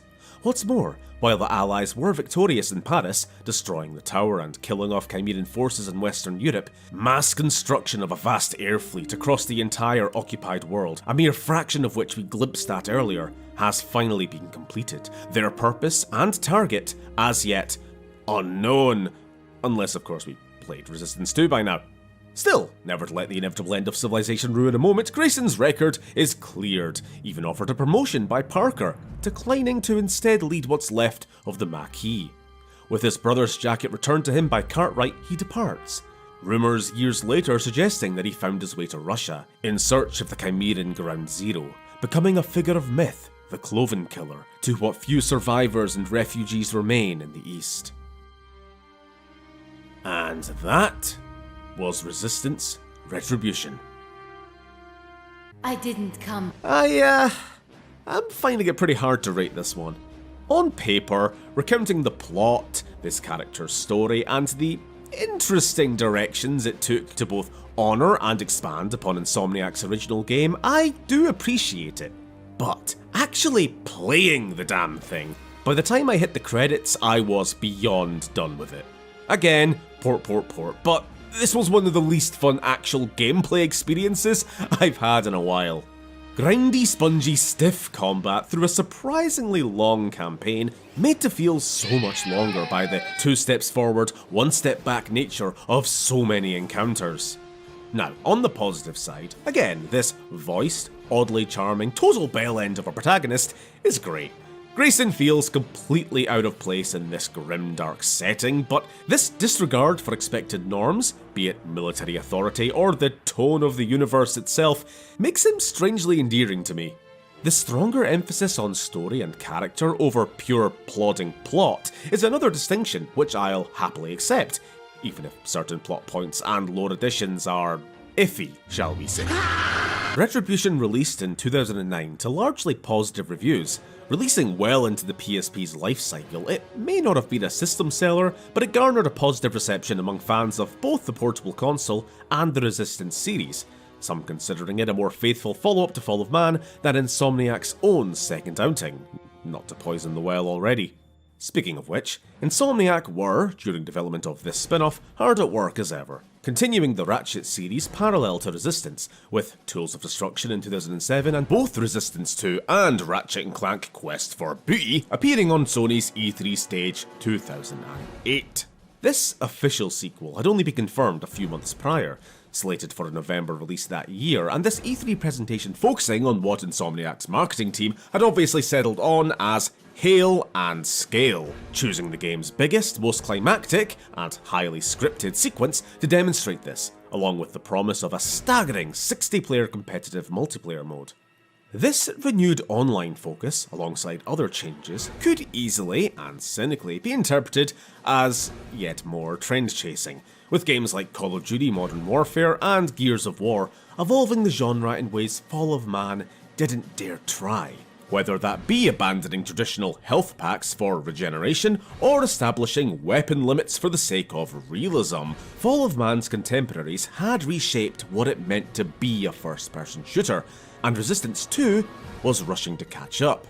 Now, I'm not at this moment saying whether or not these changes were for the better or worse, merely that they were the style at the time. Insomniac's viral marketing ramped up once again before release, with an augmented reality web game with a gradually unveiling storyline discoverable through the pages of a November 1950 edition of the fictitious Popular Technologies magazine, featured within the summer 2008 edition of the possibly fictitious GamePro magazine. Among its satirical pages, intended for an informationally quarantined American audience, in the game universe as well, were articles on the deadly European influenza and the latest in military aviation and weapons technology, ending with an army recruitment ad complete with a website. Obviously breaking the bounds of the 1950s fourth wall here, but never mind. If this link were followed before August 29th that year, getawarjob.com would have taken you to a mock recruitment office with an interactable typewriter through which your application could be submitted, as well as a number of readable pamphlets. Know how to spot a subversive, intellectuals and atheists. While subversives can come from any social class or background, many pride themselves on their intelligence. Get a load of these so-called freethinkers when I draw them as the Soy Jack and Uncle Sam as the Chad. Take that, atheists! Registering your real email got you a correspondence letter in your inbox, thanking you for your patriotic duty and such. Now, things get a little convoluted here, changing day to day as this running interactive story played out as the release day for the game drew closer and closer, but the main crux was that if registered by July 22nd, you'd receive a second email from the AFAO, or America First, America Only, to warn you that the War Department and government is lying to the public, and for you to search out information on Project Abraham. You see, turns out, for years now, they've been putting chemicals in the water which are turning the frogs gay until August 29th, after which all web pages showed destroyed and abandoned versions of themselves. The AFAO would drop regular articles, UFO sightings, government plans to sacrifice coastal populations in the event of an invasion, the reality of what's happening in Europe, and about Project Abraham, referencing key figures such as a Dr. Malakov and psychologist Cassandra Acklin, played purely for this ARG by Katie Sackhoff of all people. What do you know? 2% that want me to sit on their face. A third website in this Russian nesting doll of conspiracies, ProjectAbraham.com, delves into this secret government project, led by an organisation known as SERPA, the Special Research Projects Administration. Yep, remember those dudes? It's all coming full circle. Launched before the events of Fall of Man, the project, seeking a vaccine to the Chimeran virus, was led by Fyodor Malakov, a Russian scientist who'd been working on something similar in his home country from as early as 1928, until his liberation by Americans in 1941. These prior events, to immunize Russian soldiers, injecting them with serums derived from Chimeran DNA, resulted in, surprise surprise, the Cloven, madmen neither human nor chimera, and who still revere Malakov as their father. Dr. Malakov will become very important going forward. This American program, set up in Alaska in late 1950, took volunteers from the military, injecting them, unknowingly, with concoctions of Chimeran DNA, hoping for positive, resistant mutations. Among the candidates, and of particular interest to Malakov for reasons yet unknown, were one Jordan Shepard and Nathan Hale. The latter, under covert surveillance, being returned to active duty in time for Operation Deliverance. Hale's resistance, it seems, was not mere chance. Incidentally, the photo we see Hale remove from his locker during Fall of Man's opening cinematic are of the other members of this project, most of whom did not survive. One who did, however, was Joseph Capelli, but we'll get to him later. For now, after much delay and foreshadowing, and some excellent trailers, I always gotta mention the trailers, Resistance 2 was released on PlayStation 3, November 4th, 2008. And we can finally continue and conclude the story of Nathan Hale.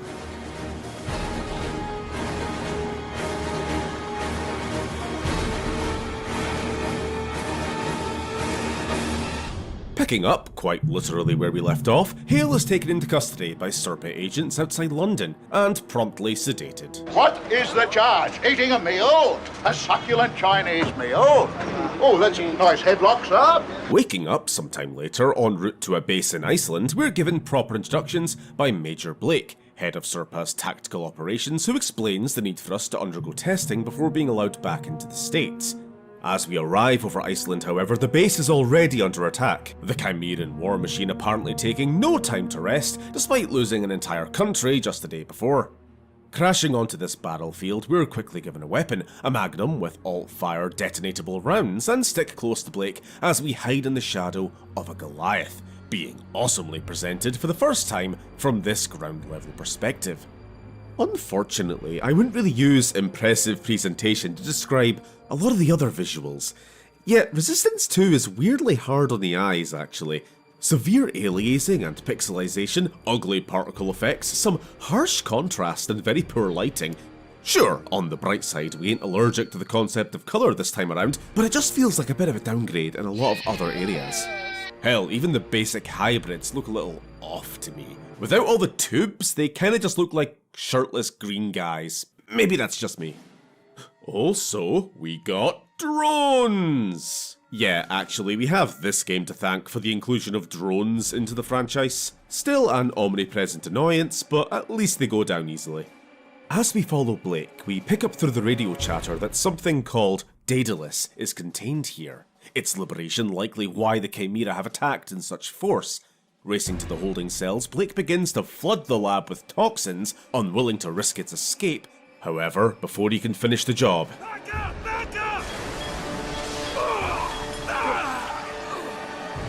are calling to us.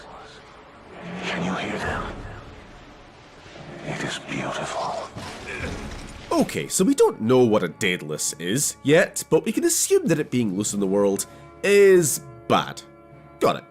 Destroying a Goliath that's blocking the runway, we escape through the hangar bays, briefly stopping to admire the sabers, oh gotta love them, and reach the transport where Dr. Malikov himself is waiting. Malikov was just saying how lucky we are that you survived London. So where are we headed? Oh, he talks! As we're taken to join with other Project Abraham survivors, a group of now superhuman soldiers known as the Sentinels, it's here I must already get sidetracked as we're hit with a 2-year time jump of lore to fill in. So, as you know, Operation Overstrike and the events of Retribution begin about a month later, ending the Chimera's reliance on conversion centres and finalising construction of a vast armada. Over this same month, North America, previously untouched by the war, is hit for the first time, with Spire attacks on Quebec City in July 23rd and strikes across New England and the upper Midwest United States in August. Resistance Burning Skies fits in here. By November, all of Canada and the northern border states, including major cities such as New York and Chicago, are considered grey territory, with hasty evacuations leaving most of these populations to their fate. Since early September, President Noah Grace had approved construction of the Liberty Defense Perimeter, a fortified border of inland America, effectively planning for the total abandonment of the east and western seaboards. More insidiously, and known only to his cabinet, Grace also institutes Project Omega, a plan to negotiate peace with the Chimera, exchanging American sovereignty for its neutrality, effectively selling out the rest of the world to unchallenged Chimeran conquest in exchange for America being left alone. An insane plan, for sure, but after briefly recapturing Daedalus in December 51, recognising him as a Chimeran figurehead capable of both speech and reason, surely, Grace delivered unto him his terms, only to be quite promptly assassinated for his betrayal of the species by a now Lieutenant Nathan Hale, by now a full-fledged SERPA operative. All that, by the way, takes place in the 2009 book Resistance the Gathering Storm by William C. Dietz, and frankly sounds like a much more interesting plot than the one of the actual game. Bit of a recurring theme that the background lore ends up being stronger and far more engaging than the actual in-game storylines. For instance, this Liberty Defense Perimeter and Project Omega would themselves be overshadowed in their sinister nature by Operation Aloha, an April 1952 initiative to relocate some 170,000 citizens to Hawaii, such lucky candidates restricted to those selected by Presidential Committee or the elite subscribers of the Red Scott Gaming Patreon, so that they might preserve American culture, freedom, and the continued support of this channel and videos like this one, even should the mainland fall. If citizens signed up, they gained voting rights to determine stream games, and even access to classified video updates and previews. Now, doesn't that just sound lovely? Don't look at what happened to the participants of Operation Aloha. Meanwhile, the co-op campaign, with its distinct and overlapping B-plots to the main story, begins during this time skip as well. Following SERPA Task Force Spectre in their recovery of so-called Grey Tech, a mysterious fragment of ancient technology deemed too advanced even to be Chimeran in origin. While it'll be criminally underexplored in the main games, this inferred battle between Earth's ancient Chimeran colony and some other unknown race is a pivotal puzzle piece in trying to unravel the Chimeran grand strategy. The Grey Tech in particular eventually being theorised to be fragments of a so-called Prometheus weapon, believed to have brought a swift and devastating end to this conflict some 66 million years prior. In addition, Spectre's missions would take them back to Britain as Colonel Parker requests SERPA assistance to repel this renewed incursion upon British soil. And, more important for later, the recovery of Chimeran nuclear reactor technology, the end result of which would allow a certain nuclear physicist of the era to develop America's first fission bomb. Some of you movie lovers in recent years might have heard of them. That's right, Margot Robbie. At last, for the most part, this brings us back up to May 15th, 1953. If you're wondering why I even bothered to explain all that backstory, well, it's the same reason why we played Retribution first. On its own, this game gives zero context for pretty much anything happening, so it kinda feels necessary. All plot, no story. Back to the game, Hale, now a lieutenant, wakens in a Serpa base in San Francisco, being examined for symptoms by Dr. Malakov before being retrieved by one of our Sentinel buddies, Werner, who, rather calmly, seems to be telling us that Chimera are actively inside the base. Okay. In the command center, Blake talks directly into our forehead before being interrupted by a creature ramming the glass from the bay outside. Everyone out! Well, alrighty. From our perspective, we just got here, and things already seem pretty fucked, with Mermira prowling the flooded sections, which, for all his newfound vocalizations, Hale doesn't seem all that fazed about. Command, be advised. We have visual confirmation of Furies in the base. Yeah, we got those killer mermaids in the base again. Someone call a plumber. I'm reminded of Half-Life, as I often am, how the opening establishes a sense of normalcy to better contrast things with when they go tits up. But here in Resistance 2, in the short time it's taken Hale to come back from a doctor's appointment, one of our most secure bases has already fallen and half the staff been eaten. Maybe this is Hale's normal, I don't know. Armed with our explosive magnum, we fight through some hybrids and quickly find a bullseye. Nice. Oh, and a carbine too. Though, oh, yeah, right, we can only carry 2 guns now. Boo. As always, there's collectibles to find in every level, but the only one here I really feel like highlighting is Intel 7, which is actually going to be the last we ever hear from Rachel Parker. Mostly just thanking Blake for Serpa's help at Axbridge, and of speaking of the European resistance hopes of striking within Russia by summer, it ends with her requesting the Major to pass on a sealed envelope to Nathan, whom she's obviously now learned is still alive and under his command. Unfortunately, we the player will never actually get to see the ankle shots or whatever it is she sent us, since Nathan Hale is an emotionally dead slab of meat who never bothers to open it. Or at least ain't willing to share with us. Boo! As we're fighting to contain the threat to the base, over comms we hear that something big is happening on the surface. Coastal defences seem to have been the target for this raid, and the Air Force is making a futile attempt to engage whatever's approaching off the coast. Give me numbers, Corporal. Hundreds! We need support now or they're gonna roll right over us! There's a quick timing stealth segment against these shielded drones, Blake guiding us over the radio to avoid their patrol pattern until we can make a break for Malakov's lab, from where we're to escort the Doctor out from the rapidly deteriorating situation.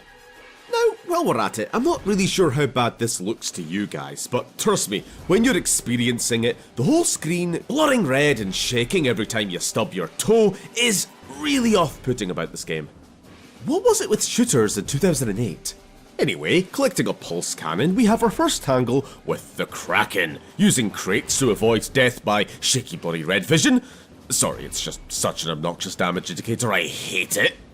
After which, reaching the surface with Malakov, we see at last what's going on outside, as the worst case scenario has come to pass, the full-scale invasion of America.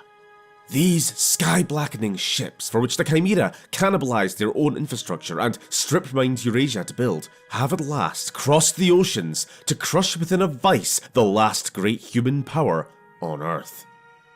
While this flame-lit orange vista is one of the most enduring shots of the series, I once again return to the issue of Hale's characterization. Hail to command! Malakov and I are topside. Where's my team? As with everything before now, even this, the single darkest day in American history, is to Nathan Hale just another day at the office. I get that he's a hardened Special Forces soldier man, but there's just no humanity to the guy. Just nothing to latch onto as a person. Defending one of the remaining batteries, it cripples one of the ships, which breaks northward from the rest of the fleet, and we head for evac, finding our old favourite, the Augur, which now tracks previously spotted targets through cover, making an already good weapon so much better. Also, grenades are good again, hallelujah! At the helipad, Malakov insists he return to the lab, having left his viral inhibitors, essential injections which Hale and the other Sentinels require to suppress the virus within them. We volunteer to go back alone, taking on a couple of big lads and descending into the abandoned sinking base. over a truck radio, we hear the voice of Philadelphia newscaster Henry Stillman reporting on this nationwide attack.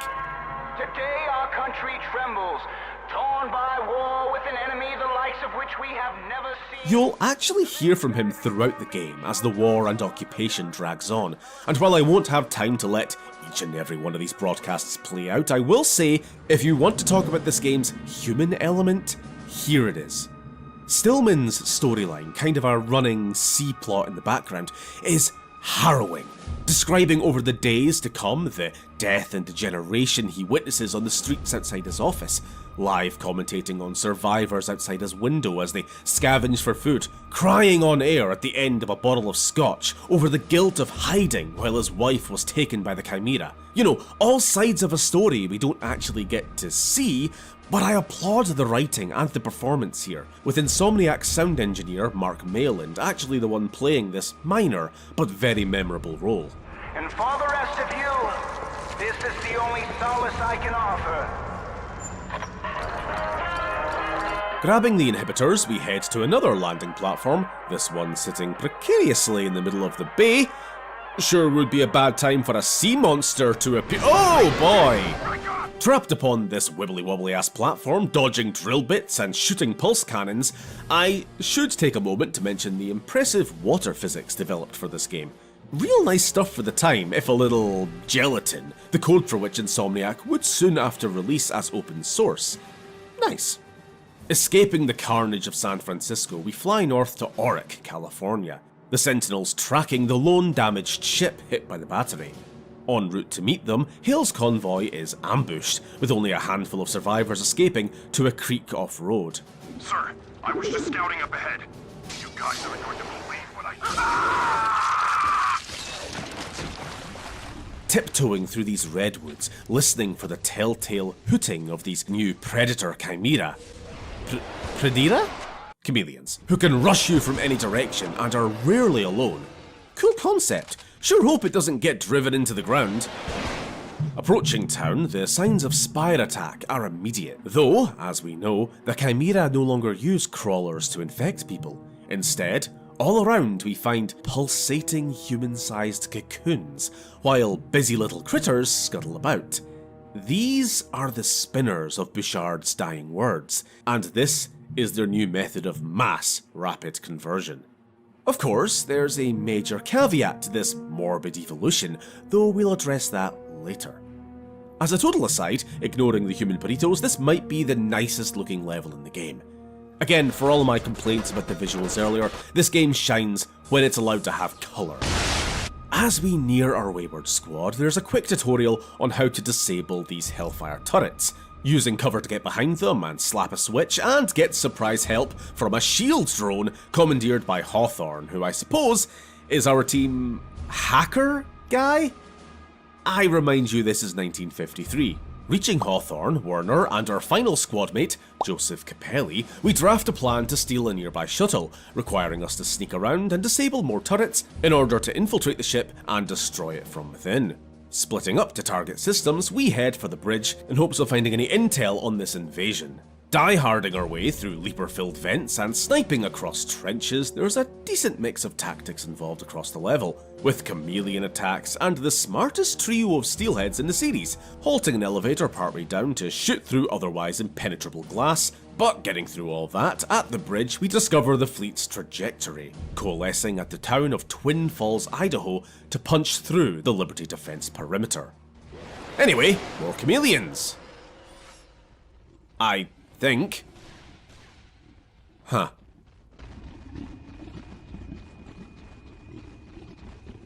I'll just ignore that. As an explosion rocks the engineering deck, we're hit with a 2-minute countdown to escape. A blurry, shaky, awful 2-minute countdown which I could have done without, honestly, ending with a last stand so tight I actually died at the last second sprint for the shuttle, the forward momentum of my corpse just barely enough to trigger the next cutscene. Approaching Twin Falls, the town's already been hit by spires, the local garrison and defence towers not responding. Right now, there's nothing at all to stop the fleet from sailing right over America's last line of defence.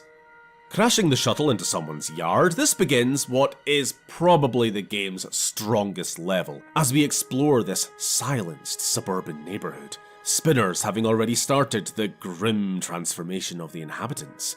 It's a good, quiet tension, which I feel nails the existential horror of this American dream-shattering alien invasion in a way which the San Francisco level kinda fumbled.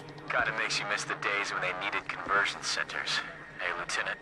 But, of course, that tension's gotta break eventually, as the cocoons begin hatching these lanky Yarnamite bastards. Just one or two here or there to start, but eventually the entire homeowner association is gonna be bearing down upon you.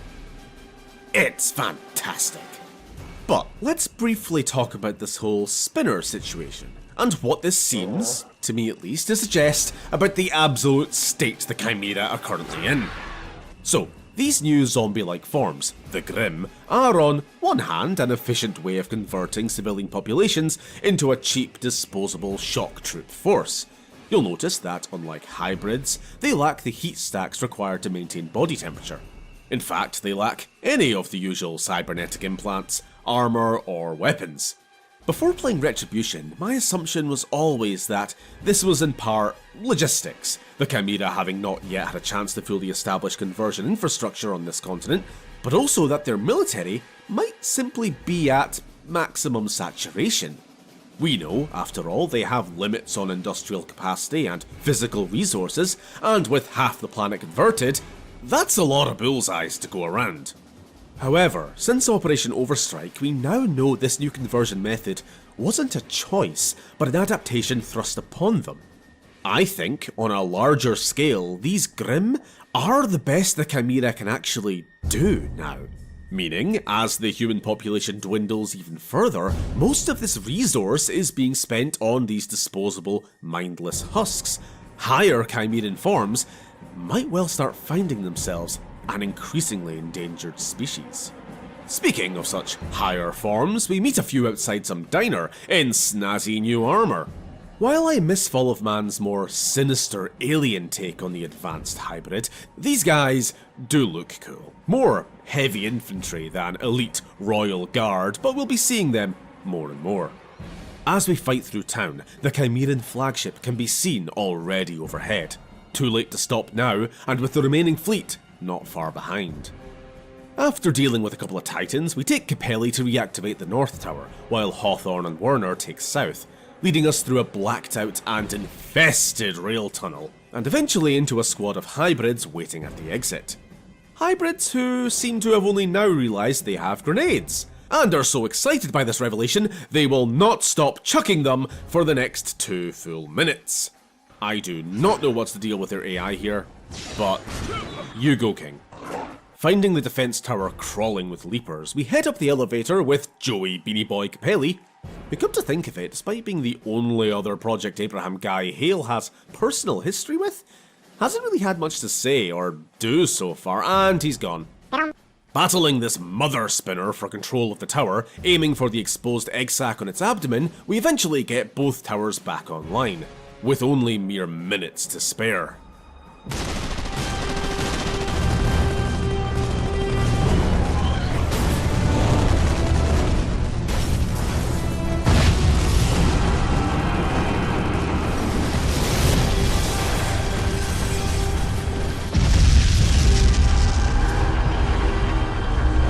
That still only counts as one! Ordered then back to base for already overdue inhibitor treatment, Hale instead takes a VTOL in pursuit of the runaway flagship, following it to Bryce Canyon, Utah, site of one of SERPA's original facilities, Malakov's current research, and an excavated Chimeran tower. It's also around this point that an afternoon of pre-stream drinking, followed by finishing off a bottle of whiskey, rum, and then starting on a bottle of vodka, that it was starting to show in my performance. Wait, why did I die? Why did I die? Why did I die? Why did I die? Why did I die, Oda? Tell me! To compensate for my stellar reaction time, the devs thoughtfully provided a brand new weapon in the mobile shield projecting Wraith minigun. This is a good gun. Leave now. Order your men to go. This place does not belong to you. Wait, hold on. sure I know that voice actor from somewhere. It'll come to me. Battling our way through this station Genesis, we soon hit that part of the game. Oh, if you were at that stream, you know. Sprinting back to the elevator to escape the swarm. If you do not start running at the very first second, you're dead. And honestly, sometimes even then, you still won't make it for seemingly arbitrary reasons. Like, okay, yes, I am hammered in this particular moment, but our Red Scott experts have reviewed the footage and, surprisingly, I'm doing exactly what the game is asking me. Sure, Drunk Steven could cut the corners maybe a little bit tighter, but for all of the half-second difference that might make, half of these attempts aren't even getting close. Follow the cable, according to the man. That's what I was doing, and yet I died. And yet I died. Okay? But I was doing this. But I still died. I don't understand. Why are they cheating me? I'm sad. Hell, even completely lucid, knowing exactly what to do and executing it flawlessly, I barely made it through the door in time, while drunk attempt number 4 or 5 made it through with seconds to spare. It just seems a bit random. Absolute fucker. This swarm becomes a pursuer for much of the level, but exists as a puzzle more than a combat challenge. A very basic, kinda janky puzzle. So, in other words, he never stood a chance. I don't understand. Okay. The doors are closed, then go back there, let's go! This is the fuck word. Anyway, we find Dr. Malikov. Dr. Malikov! Base Dr. Malikov! But Daedalus is already here and preparing to activate the tower. You think this planet is your birthright, but it was first ours. It was ours ages before you walked upright, and now it shall be once more. Wait a minute. That's Robin bloody Atkin Downs again! The man really did get cut from Fall of Man and took that personally, didn't he? You are overdue for inhibitor treatment, Nathan. You have become vulnerable. He left us alive. Why? Come, we must move quickly. I will explain as we go. Through Malikov's lab, past fossilized remains of some unknown creature, the Doctor theorizes that these were Earth's original chimera. Pure, unhybridized representatives of the species. He explains how similarly preserved pure chimera discovered in Russia were the basis of his failed Cloven experiments, injecting this pure alien material into human subjects. While most of the Sentinels are infused with a strain of the Chimeran virus, Malikov explains that only 2 subjects of Project Abraham were given this pure Chimeran DNA. The first, a man named Jordan Shepard, who due to a compromised immune system transformed into what we now know as Daedalus. While the second... I believe you already know, Nathan. Huh.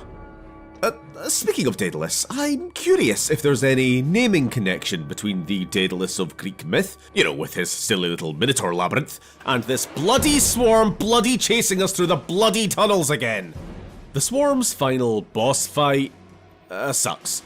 Required to lure it into these generators, trap and blast it with the anti-boss gun, actually jimmying its AI to get in the damn things is beyond me. Round and round we go, threading the needle through the middle. Nope, that's not it. Let it swarm right up to our face, virtually peeling the skin from our bones before we start running. Nope. Just wait inside the damn thing? Shoot it till it's angry? Maybe, sometimes, I don't know. I've just never really been able to make sense of this. What strategy might work one time, won't the next, and it's just no fun at all. Running round in circles, waiting for the stars to align if you don't know what the precise, cryptic method is of getting it done. Don't tell me in the comments, I don't care. Our escape VTOL is shot down, as they are off to do, but after a messy Geo-Titan Leaper combo, we're rescued by our squad.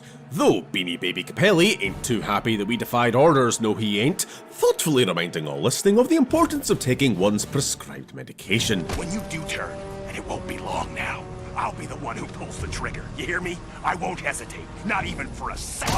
Fuck off. Long overdue for treatment, we're urgently dispatched to Chicago, a city deep within Grey territory, to prevent activation of the tower there. Now, for what feels like the first time in ages, we actually find a new and interesting weapon to talk about: the Splicer.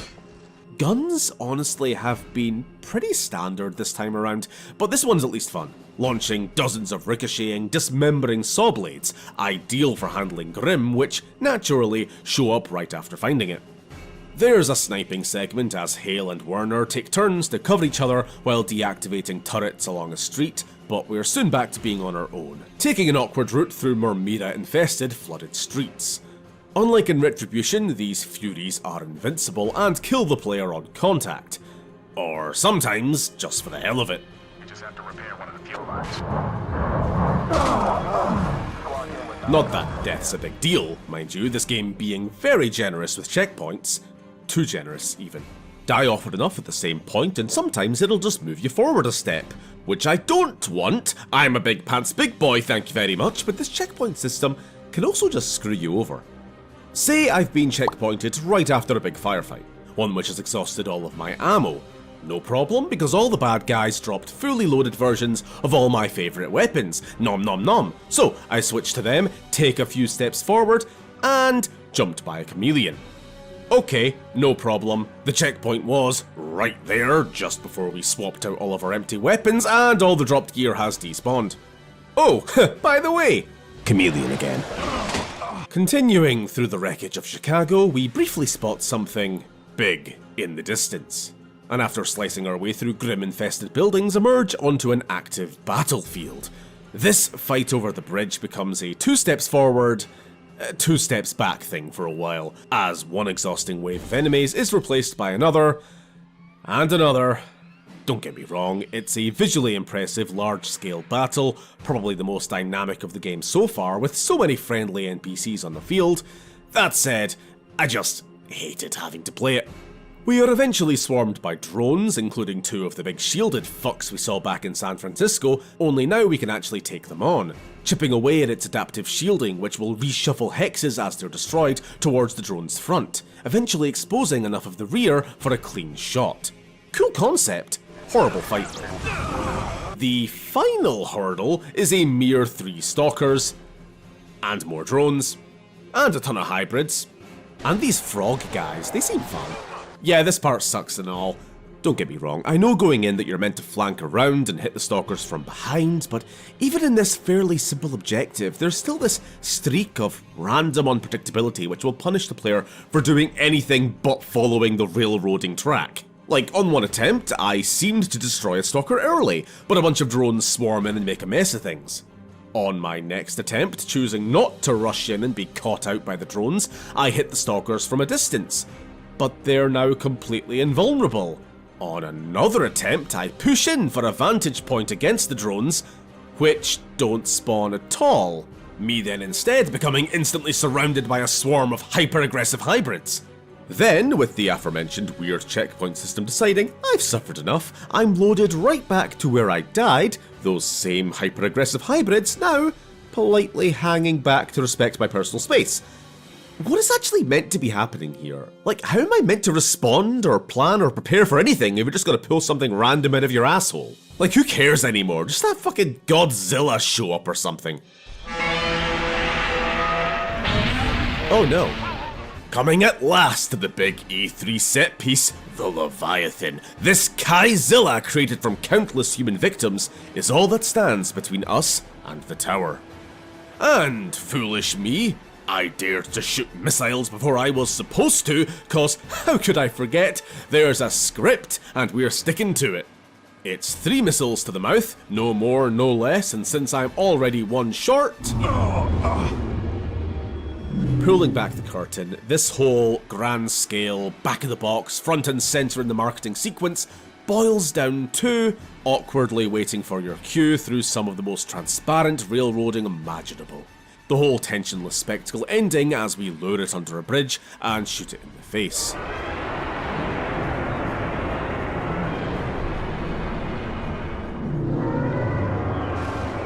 Inside the tower, Malakov's unable to shut it down, realising Daedalus now controls the whole network from his tower in Holar, Iceland. So, rather than simply blow it up like we did in London, it's back to Iceland! With this tower already beaming into the sky, as is the god-given right of all sci-fi towers, our first target are the AA guns, allowing the main assault force to land, joining the battle ourselves only once we've escaped the gauntlet of grind. Seriously, my tolerance for blurry red Nathan Payne noises has by now completely worn out. So much so that a room full of Grim is actually a welcome relief over every other horrible Drone Stalker Steelhead Ravager combo. With the assault failing, Blake orders a retreat while Daedalus calls us scrubs or something, but our squad push on regardless, blasting through the tower's defenders and descending into its depths in search of Daedalus. You must be free of them. Did anyone else hear that? Hear what? Oh no, not... the hacker guy.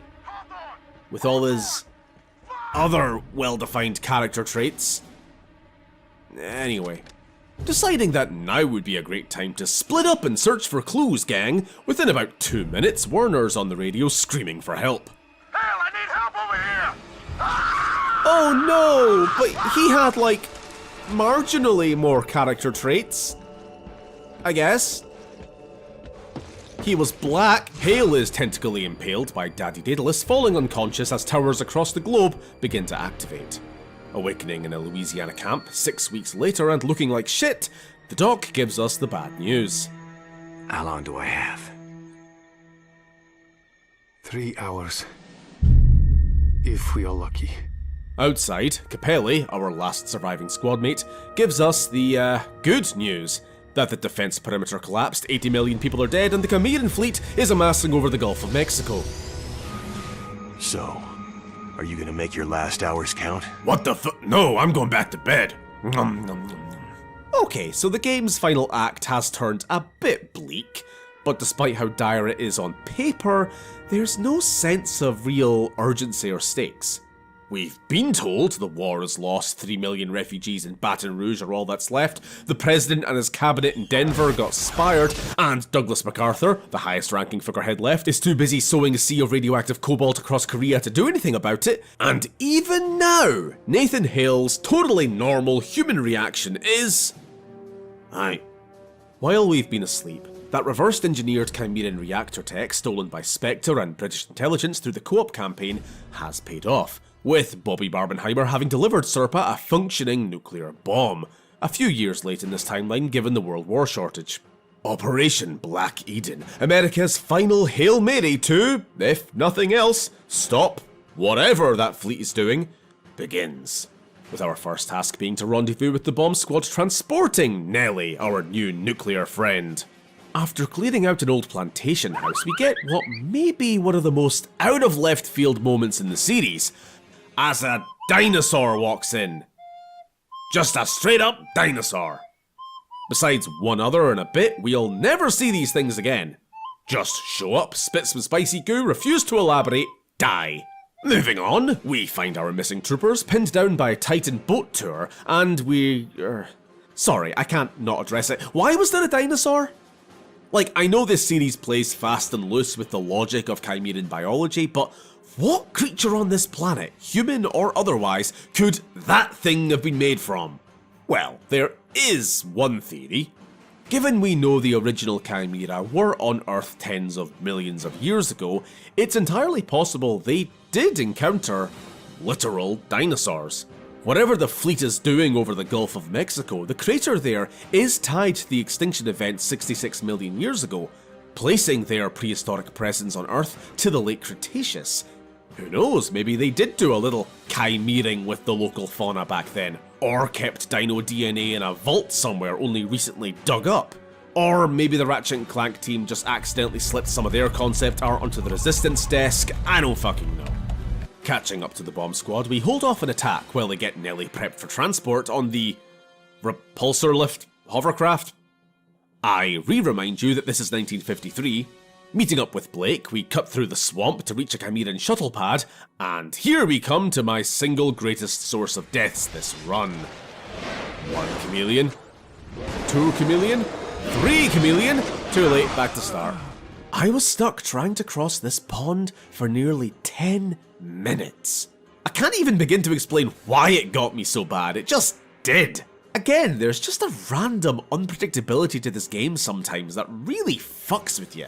I don't know for sure if the chameleons can spawn outside the map boundary and run through what are to the player invisible walls, or if they teleport, or if on top of that their spawn points change, but just watch this.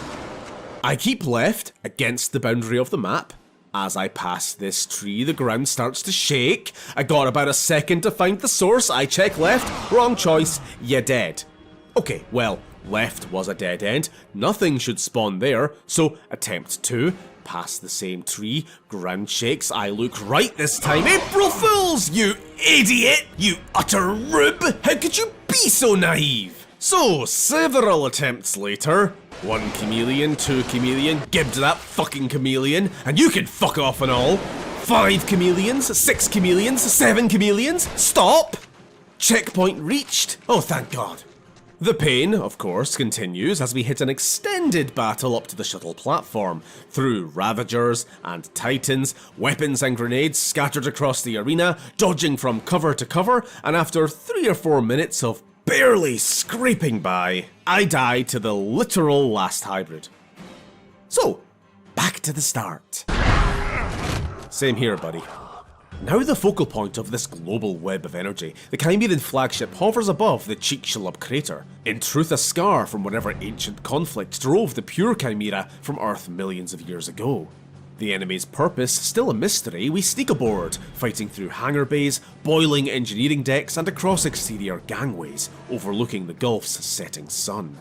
While we're off clearing some control room, Blake and the bomb squad are overrun, with only Capelli left on comms, who warns us that the Chimera have the bomb, a Titan carting poor Nelly off to be thrown overboard.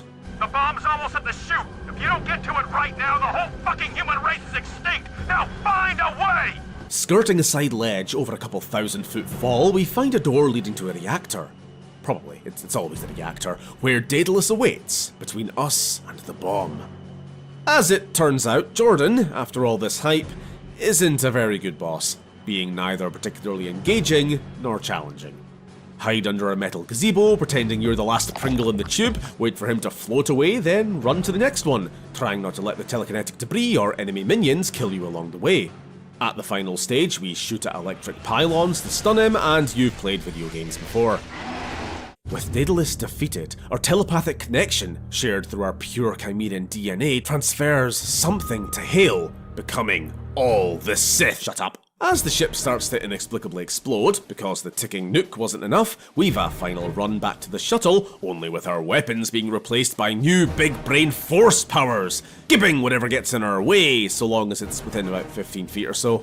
To be honest, the power's limitations, coupled with the shaky, explodey nonsense, gets in the way of the intended catharsis. Intended as a reward for beating the game, this last-minute power fantasy mostly just got on my nerves. Reaching Capelli at the waiting shuttle, we escape, just as the blast decimates the fleet, knocking out our ship's systems and forcing us to ground.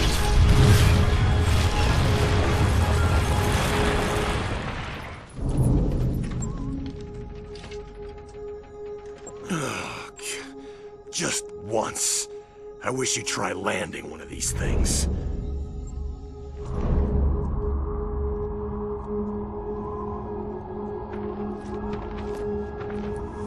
Hale? What happened? What the hell is that? Can you hear them? They're calling to us. It's beautiful.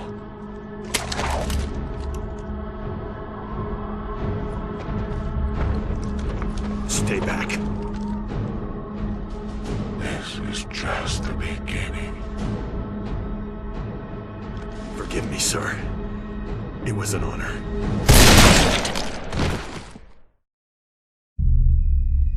And that was Resistance 2. In 2008, I loved this game. As mentioned, I replayed this more than any other in the series, just loving the action movie ride, the scale, the energy, and if asked, this was my favourite, easy, hands down. In 2025? Nah. Where returning to Fall of Man was a pleasant surprise, this was surprisingly unpleasant. While the game certainly has great moments, Twin Falls, parts of Chicago, and some fantastic visuals which do hit the scale side of Insomniac's original pitch for the sequel, it completely fumbles the Hale side of that equation. The story is its weakest aspect. Sure, premise is great, America under attack in a sort of bizarro world Red Dawn scenario, only the Soviets replaced with alien monster men, but the plot is directionless, strung along from one set piece to another with no clear overarching objective for our characters. Where it might have used the ticking clock of Hale's slipping humanity as an emotional core, he barely acknowledges it. The guy practically edging all game without a word. Meanwhile, his ultimate sacrifice to save the world lands pretty flat, considering we didn't truly understand what we were saving it from, nor how much of a world there was even left to save. You know, this game did have civilian NPCs. 2 of them, during one moment in San Francisco and then never again. Imagine how much more impactful the campaign could have been if in those early missions we find men, women and children fleeing from the front, huddling in bombed out ruins as gunfire rages around them, only to be later hit by the stillness of Twin Falls in this horrifying juxtaposition. Or for that 6-week time skip before Louisiana marking the last time we see a live civilian. Instead, we are told that 80 million people just died off screen, and this changes nothing for the players or the character. While Insomniac may have given Hale more of a voice this time around, they forgot to give him any personality. The supporting cast fares no better, with the exception of Dr. Malikov, a driven but regret-filled scientist who has knowingly done unspeakable things in the name of saving mankind. And Joseph Capelli? Well, there's room to grow there. Having sacrificed classic shooter mechanics for more modern, multiplayer-focused trends, how about this game's multiplayer? Was the campaign at least worth it for this? Well, though the servers may be long gone, what I can tell you from real experience this time is... yeah, kinda actually, yeah. Competitive multiplayer was mental. 60 players, humans versus Chimera, tons of unlockable skins. But co-op, now, this was special to me. In addition to providing some needed context for the main story, co-op was a ton of fun. Playing one of 3 roles, the Spec Ops Marksman, Heavy Weapons Soldier, or, my apparent main, the Medic, you'd be dumped into a map with possible objectives set on shuffle, randomised along with what route might open and what bosses you'll face, all the while collecting grey tech and keeping each other alive, and this shit just fucked, like, at least going from memory. But these are the memories of someone who also loved the campaign, so, you know, consider me an unreliable witness. Despite my complaints, Resistance 2 was very well received, outscoring its predecessor in most reviews. I remember being personally drawn to the game, and pressured into finally finishing Fall of Man, by this box art. The mirrored image of Hale and Hybrid, pre- and post-invasion 50s America, the little diner sign which now says die, oh ain't that clever? Something duality of man, something the Chimera within burned brighter than the Chimera without. Japan's box art, meanwhile, focused more on the spooky aliens side of thing for whatever marketing reasons. Maybe the Japanese are more interested in, like, you know, aliens and robots and less on generic army men soldiers because they have good taste. Speaking of which, the real kicker when it comes to alternate covers are these 2. Bum ba ba da ba ba ba. Yep, angry tough man, front and center. Glare at the viewer till they buy the game. Can't wait to learn all about this fascinating character. Can't wait indeed. Besides Retribution, releasing only a few months after Resistance 2, it would be nearly 3 years before Insomniac resolved their cliffhanger ending of Hale's death and the planets in the sky. While we'd be forced to wait, these intervening years would not be totally silent, with officially licensed comics, tie-in novels, and more filling the void. Yep, we finally get to talk about the action figures! Included with the Resistance 2 Collector's Edition was the first in a short line of figures by DC Unlimited. This basic hybrid joined in 2010 by a Ravager, Steelhead, Advanced Hybrid, and Hale with Leaper. Now, sadly, I don't actually own any of these myself, as much as I really would like to. And honestly, I struggle to find any of them for sale outside the United States, besides sometimes Hail and the Ravager, seemingly quite often.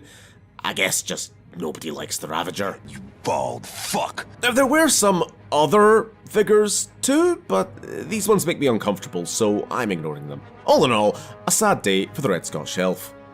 However, what was also included in this collector's edition was issue 0 of a 7-part comic series, providing the backstory of Jordan Shepard and origins of Daedalus. It's an odd read, trying to humanise this character with an abusive dad and inherited anger issues he'd later act out in his marriage, described, analogously to a virus, as something in his blood. But ultimately, the insertion of this tragic backstory adds nothing. Daedalus in-game wasn't bad because of anger or daddy issues. No, it was the cosmic voices in his head from beyond the veil of space of time that told him to burn things. The next 6 issues, meanwhile, released from January to May 2009, describes the debut mission of Joe Capelli and some other Sentinels to rescue Oppenheimer and a prototype fission bomb from Fort Anchorage, Alaska, amidst the Chimera's first incursion onto American soil in January 1951. While a quick, action-packed, and well-illustrated story, it doesn't really fit into the established canon. Oppenheimer, who should be alive during Operation Black Eden nearly 2 years later, sacrifices himself to detonate the bomb aboard a Chimeran ship, whose very existence, along with the Spinners and Grimm, predate their own existence here before the events of Retribution. A second storyline, with a few pages often dedicated at the end of an issue, tell the origin story of our boy James Grayson, recalling his life before the war, the invasion of Europe in '49, and his brother's capture and death, bringing us right up to the start of his own game. Beyond comics, the first of 2 Resistance novels, Gathering Storm, was published April 2009 by author William C. Dietz, being known for many sci-fi and video game tie-in novels from Star Wars Dark Forces to Halo and Mass Effect. Besides the already covered main plot of President Grace attempting to negotiate with Daedalus, the novel includes a few relevant points, diving, a little bit too little too late, into Hale's personal family history, being orphaned as a child during the Spanish flu and adopted by the South Dakotan Farley family. During the invasion of North America, his foster parents are killed, while his sister, Susan Farley, joins the anti-government group Freedom First, with plans to assassinate the president. Initially being tasked with infiltrating this terror cell, Hale prevents his adoptive sister from making the shot. Boo. Leading to her arrest and imprisonment, though ultimately would end up shooting Grace himself, and the whole affair being swiftly covered up by his successor. Now, a second Dietz novel intended to bridge the gap between the second and fast-approaching third games, Resistance: A Hole in the Sky. Following Joseph Capelli, after being dishonorably discharged for testing to see if friendly fire was on, Susan's escape from prison, and their subsequent meeting, marriage, and settling down to defend their new home from enemies both human and hybrid. Now, elsewhere during these quiet inter-release years, Resistance would cross over a fair bit with other Sony titles. A Chimeran costume would be available for Little Big Planet in 2008, Hale and a hybrid appeared alongside Hellgast and more in Uncharted 2's PlayStation Heroes multiplayer pack in 2010, and, while coming out after Resistance 3 in 2012, but I'll still mention it here, the Smash clone brawler PlayStation All-Stars featured a few references in its Sony IP's masturbatory nostalgia bait, including a Resistance 2 themed San Francisco stage, unlocks, and more.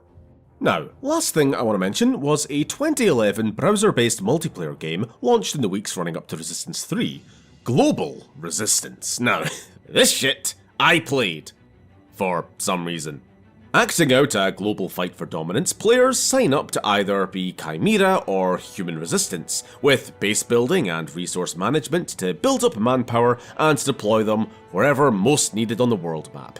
Those familiar with Helldivers, Galactic War, and the community effort to seize and hold planets there probably get the idea. And, by the way, yes, they totally should do a Resistance x Helldivers crossover one of these days. The game is, obviously, no longer active, but researching this video trudged up some vivid memories of the thing. There was a basic PvP mode, which allowed opposing commanders to attack each other in a kind of best of 3 rock, paper, scissors deal, selecting, between infantry, anti-tank, heavy armor, whatever. And I just remember it being kinda interesting, very unique to me at the time, at least. You know, this massive online game of Risk with a whole community behind it, where you'd actually see other players' actions, stratagems, if you will, in real time, coordinating to focus efforts on a specific region, sometimes for days at a time.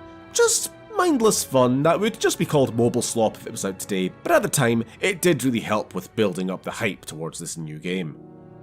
While development of a new game was never in doubt, the existence of Resistance 3 was first leaked to the public not through the gaming world, but Hollywood, with a promotional billboard being spotted on the set of Battle Los Angeles as early as October 2009. Incidentally, this wouldn't be the last collaboration between the two pieces of Alien Invasion media, with the game's trailer premiering before the film's theatrical release in March 2011, and an exclusive game demo included in the film's home release. A film itself pretty mid, by the way, but that's besides the point. The official announcement came at Gamescom 2010, being revealed in a Resistance tradition of excellent trailers with an ominous post-apocalyptic live-action teaser. While Ratchet & Clank: A Crack in Time would release just after Resistance 2 in late 2009, Insomniac's once annual release schedule, which had already seen an increase to a game every 2 years, was once again extended to 3. Without the pressure of meeting a console launch, and with a whole extra year to work with, the studio seemed newly invigorated. The previous game's criticisms weren't lost on them, with among the stated changes being the return to tradition of weapon wheels and health packs. But more than just this would be a renewed emphasis on story and narrative direction. Reading a GameDeveloper.com interview with John Paquette, who joined the Insomniac team towards the end of Resistance 2's development and took over as lead writer on this third game, he made an interesting statement which I'd like you to remember going forward. We need to make sure that the player knows who they are, where they are, sometimes when they are, and most importantly, why they're doing what they're doing. When you play through the best games, you know where you're trying to go and why you're doing what you're doing. Every action for the player has meaning. With marketing in full swing, Insomniac announced multiple special releases, including the $150 PlayStation Move-compatible Doomsday Edition, advertised in an odd bit with Jerry Lambert. This was a whole Sony PR thing back then, right? I don't really get it. But at last, September 6th, 2011 saw the release of Insomniac's third and final game in the franchise. The closest thing to a conclusion we'd ever see, and, I say replaying it for the first time since release, the finest damn game of the lot.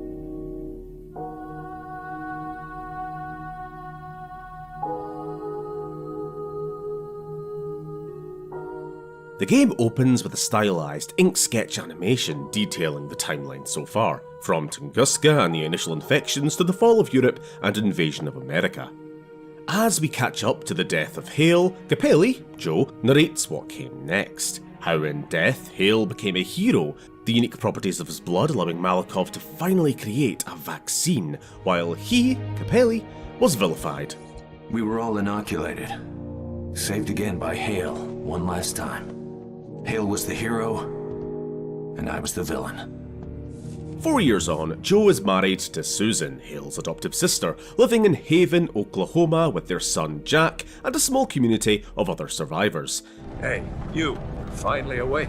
So, yeah, remember what I said about Resistance 2 lacking civilians, or any semblance of the lives we're actually fighting for? Well, immediately, where the other games would begin with a helicopter crashing and explosions and gunfire and we're immersed instead in the quiet mundanity of folks just scraping by a living. You know what it actually really reminds me of, in a positive way, are the stations in Metro 2033, another post-apocalyptic game released just a year before this one, but this move away from a military perspective onto civilians and partisans and resistance fighters, funnily enough, was a long overdue, conscious decision.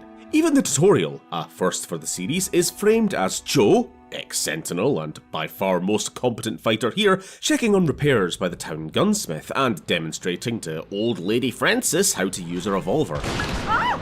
That looks dangerous. That's kind of the point, Ma. While on this shooting range, Susan runs in to alert us all of an approaching death squad, with us following Nate and the other men through the tunnels to take up positions through town. You see, these days the Chimera don't care about capturing or converting people.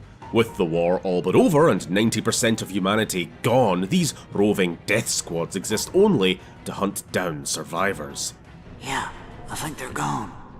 God damn it, Nate! It's always a fucking Nate! As fighting spills out into the street, we've a stalker to deal with, using EMP grenades to short out its shield, and while a bit of a grind, this provides an early demonstration of ladders and elevation in combat, a factor which was surprisingly ignored in the other games. While clearing corpses off the street to hide the evidence, Susan, who, given her history as a, proactive citizen, seems to have fit well into a command and coordinator role, alerting us that one of the perimeter scouts hasn't reported in and, while hesitant to put us in any more danger, asks that we cross town to check it out. Just as Chimeran dropships begin responding to their missing patrol. And yes, new dropship design, a little bit generic sci-fi, yeah, but side and rear opening doors? How unusually versatile. At the end of the day, as long as it's not a front opening hatch, it's good in my book. Mid-C. Now, it needs to be said, the visuals in this game show vast improvement. While it can be a little hazy, and the bullseye sights in particular are weirdly blurry, everything else, from lighting to the textures to the particle effects, are easily the best they've ever been. As, possibly, are the lads. While I'm not convinced this is my favourite incarnation of the hybrids, the tubes are back at least, even if not quite in their full tubey glory, but the head and overall form is noticeably more human, a course correction from the increasingly dinosaurish green guys from last time. And the improvements don't stop there, as their AI seems much better. Hybrids gaining mobility, agility, and a better sense of positioning beyond simply rushing the player. There was a moment later in this level which hit this home for me, when a couple of enemies flanked around us human defenders to take up cover we'd abandoned and moved on from at an earlier point in the fight, momentarily cutting off our escape. Unrelated, but I'm bringing it up anyway, is the new gibbing potential, with headshots taking out chunks of skull, and we can now score critical hits on their heat stacks for an easy, gory kill. Something which, in retrospect, should have been there since the first game, since they're literally, canonically, a glowing yellow weak spot. Quick aside, but passing through one of these homes, we can hear a broadcast from the Resistance radio station, which, like Henry Stillman last game, provides little tidbits of what's going on beyond the main story. In this case, news from Europe, and none other than our own Stephen Cartwright, still alive! Anyway, we find the missing scout, who'd gone radio silent to avoid being found, and who leads us to a ridge where he says he's spotted something big approaching town. What the hell is it? It's a terraformer. Calling Susan to warn of the approaching threat, she tells us that a stranger has just walked into town. Someone claiming to know us by name, but it was also followed here by drones. With responding dropships already en route, and even a Goliath now alerted to the survivors at Haven, it's a race back to assist the evacuation, and to see who this stranger might be. Malakoff, you goddamn fool, you let him right to us! Still have the anger issues, I see. What's going on? Nothing. Just a crazy old man. Joseph, you must listen. We are brought up to speed that the nuclear blast at the end of the last game tore open a hole in space, some glimpse of which being what Hale and Joe saw, but which, through the resulting surge of energy back through the tower network, has become a stable, permanent wormhole emitting from a tower in New York City. While this almost certainly wasn't actually Daedalus's plan, the true scope of which, whether transporting Earth to the darkest reaches of Chimeran space perhaps, remains unknown. This unforeseen consequence, however, has nevertheless worked in their favour, rapidly freezing the planet, becoming inhospitable to human life, but ideal for the seemingly imminent return, through this portal, of the pure Chimera. As the only man alive who can close this wormhole, Malakoff wants us to escort him to New York. Not a chance in hell. Temperatures are dropping faster. We will not survive the winter. Any of us. The debate is cut short, however, as the terraformer and a Chimeran force are approaching. Along with some others, we're to hold them off as long as we can, facing new enemy types, first in the long legs, replacing Slipskulls as Resident's jumpy bugger, and then, as we return towards the church, a brawler, big monkey man built entirely out of glowing weak spots.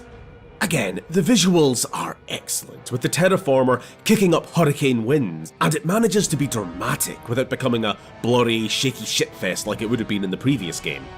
Turning our back on Malikov, who walks off into the storm alone, Susan stops us in the tunnel, telling us that we need to go with him. That if what Malikov says is true, that for Joe to stay, to follow his want to be with his family, would be to neglect his need to be somewhere else in order to really save them. And so, faced with this reality, he chases after him. You'll do your best, right? Right. I love you. Ah, well, ain't that sweet. Toddler with the voice of a 23-year-old. Daddy! As Haven is wiped from the earth, we catch up to Malikov, who, preferring to stay off the road, has a boat ready to go. Casting off, we begin our quest to New York City. So hey, remember what I said about plots needing direction and clear goals? Can't get much clearer than literally counting down the miles from A to B. Let's go! On the water for now, this level is dripping with atmosphere and environmental storytelling, with long segments of silence, just the sound of the engine, the radio, and Malikov's occasional musings. Look, Joseph, straight ahead. A kraken. What a fascinating creature. If only we had time to stop and examine the carcass. The sight of leapers feasting on this corpse and later shooed away by drones is our first indication of an interesting development within the Chimeran hive mind. That it has, over these 4 years, weakened its grip on its thralls, resulting in many strains becoming feral, threatening both human survivors and the Chimeran military, if you will, alike. We're never told for certain why this has occurred, with Leapers, Widowmakers Grimm, and presumably more evolving and replicating independently of the hive mind. But, as with many things, I blame Daedalus, whose restructuring of the Chimera from a fairly flat, decentralized force directed by numerous angels into a clearly delineated human military-like hierarchy with him as its commander ultimately proved to be a giant weakness, essentially giving the snake a head for which to be cut. Whatever kind of driving will from the homeworld that he was the interpreter of has now dissipated and weakened through the lesser forms. Now what's funny is I remember at one time feeling this was a weakness, that the lack of a definitive final boss, big bad, controlling all the Chimera was a missed opportunity, but my mind has changed since then, with the context of having played through every game so recently, and just find that it both makes more sense and gives at least some meaning to our past victories, that we have done some damage. Plus, at the end of the day, do we really need another Daedalus? Nah, it's just going to distract from the more personal heart of the story.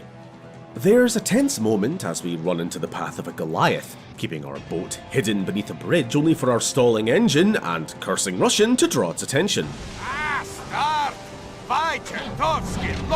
The relaxing Mississippi cruise then becomes a frantic escape, fighting off drones and boarding Longlegs while gradually losing more and more boat. Finally sunk by a Goliath pincer, we wash ashore at St. Louis, leaving an injured Malikov in a safe house while we investigate a VTOL seen flying overhead, presumably by some local resistance cell whose yellow paint markings can be seen throughout the area. Yup, the dreaded video game yellow paint. But hey, maybe Chimera are blind to the colour, so it makes sense. Also, they probably can't read English? Inconclusive. Through a grim-ridden factory building, we find our first new weapon of the series, the Atomizer, a fun new toy whose multi-target disintegration beam and placeable gravity well are both incredibly useful in such a moment of crowd control and refreshingly out there as a classic Insomniac weapon. More wacky shit, please! Also, I gotta say, I love the new hatching animation of these new horrible bloated Grimm. That's disgusting. On the subject of weapons, a brilliant new feature is the level up system, brought over from the Ratchet & Clank games. Each weapon has 3 tiers of upgrades, flame rounds for the shotgun to triple projectiles for the auger or whatever, XP for that specific weapon being gained through its use. So, for one, this rewards players for mastering a favoured weapon, with it only getting more powerful with time, while also incentivizing them to branch out and try others, pushing against the well-understood trend of players sticking to the 1 or 2 guns they're most comfortable with. I mean, how much did I really use the Splitter or the Arc Charger in Fall of Man? Honestly, not that much, but here, after maxing out the Bullseye, I barely touched that thing again for the rest of the game, because I wanted to level up everything else, retaining these upgrades on through New Game Plus repeat playthroughs. Escaping the Grim Factory to another Resistance hideout, we find the Deadeye, this game's sniper replacement for the classic Far Eye, sacrificing bullet time for a powerful charged shot. This makes sense given Joe's vaccination. You know, he's lost his magical chimeran reflexes along with his health regeneration. You know, there's your lore reason for health packs. Locating the VTOL, its crew under fire in town, we can assist at range or, at any time, zipline down to get up close and personal. After quick introductions, another dropship approaches, deploying the new and improved Ravager, having fully appropriated, along with the Brawlers, the Titan's role as Big Tank Man, making this the first game in the series not to feature our beloved big boys. Hunkering down with these remnants in a nearby pub, we play tower defense, keeping Chimera from breaching the doors, if possible.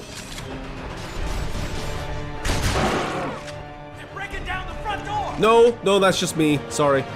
Escaping into a sewer tunnel and through a guerrilla ambush in the old city post office, we're brought to their base to meet the leader of these so-called remnants, Charlie. You must be Joseph. How do you know my name? Malakoff. Joseph. He's been calling for you ever since we found him. It's infected. You got any penicillin? While seemingly willing to help, even fly us all the way to New York, damn, that was easy. He wants something in return, a Chimeran dropship power core with which to get their damaged VTOL running again. Roped into their scheme of luring a ship into a prepared kill box via a captured drone, the plan naturally falls apart as one dropship becomes 2, then 3.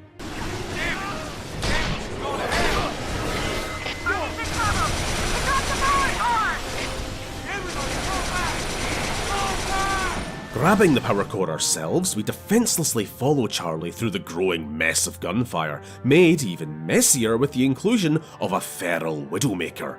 A fun sequence, if entirely scripted, but it's not as if the player is untouchable throughout, still taking shots if careless, and with a hairy final sprint through an acid bath. I don't mind saying, Joe, that was downright questionable for a second there. Trading places, we are now to cover Charlie for the second leg, in a failable escort section with way too many jumpy buggers, where the Atomizer's area denial alt-fire became bloody essential. Just as we think we're home free, the Widowmaker reappears, knocking the core to a street below, and with Joe following to take down the big bug ourselves. This is for that bug who ate me that one time, and then I just kinda showed up later. Perfectly okay. Kinda just glossed over that, I'll admit. Standard glowing red spots aside, this one's pretty good as far as boss fights in this series go, making continued use of cover, elevation, and now these zip lines to circle around the arena and get the drop on the thing.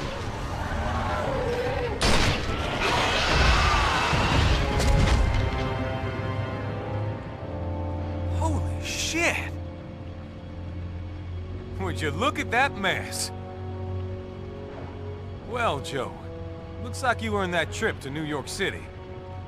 Flying through the night, somewhere over Pennsylvania, Joe has a nightmare of losing Susan and Jack. Terrified that something has happened to them, he calls for the plane to be turned around, Oklahoma! But are instead attacked by Chimeran craft, falling out into the hills below while the VTOL is forced to retreat without him. My family! I'll find them! I promise! Into a stealth-ish segment, we sneak through these mine-riddled hills, trying to avoid dropship searchlights and cloaked snipers. Not that I could find that much consequence to being spotted. Oh no, we're being shot at a little bit. But eventually we come to a rail bridge, which we clip through and die. Okay, until we come to a rail bridge where we take on the pursuing craft with a Chimeran rocket launcher.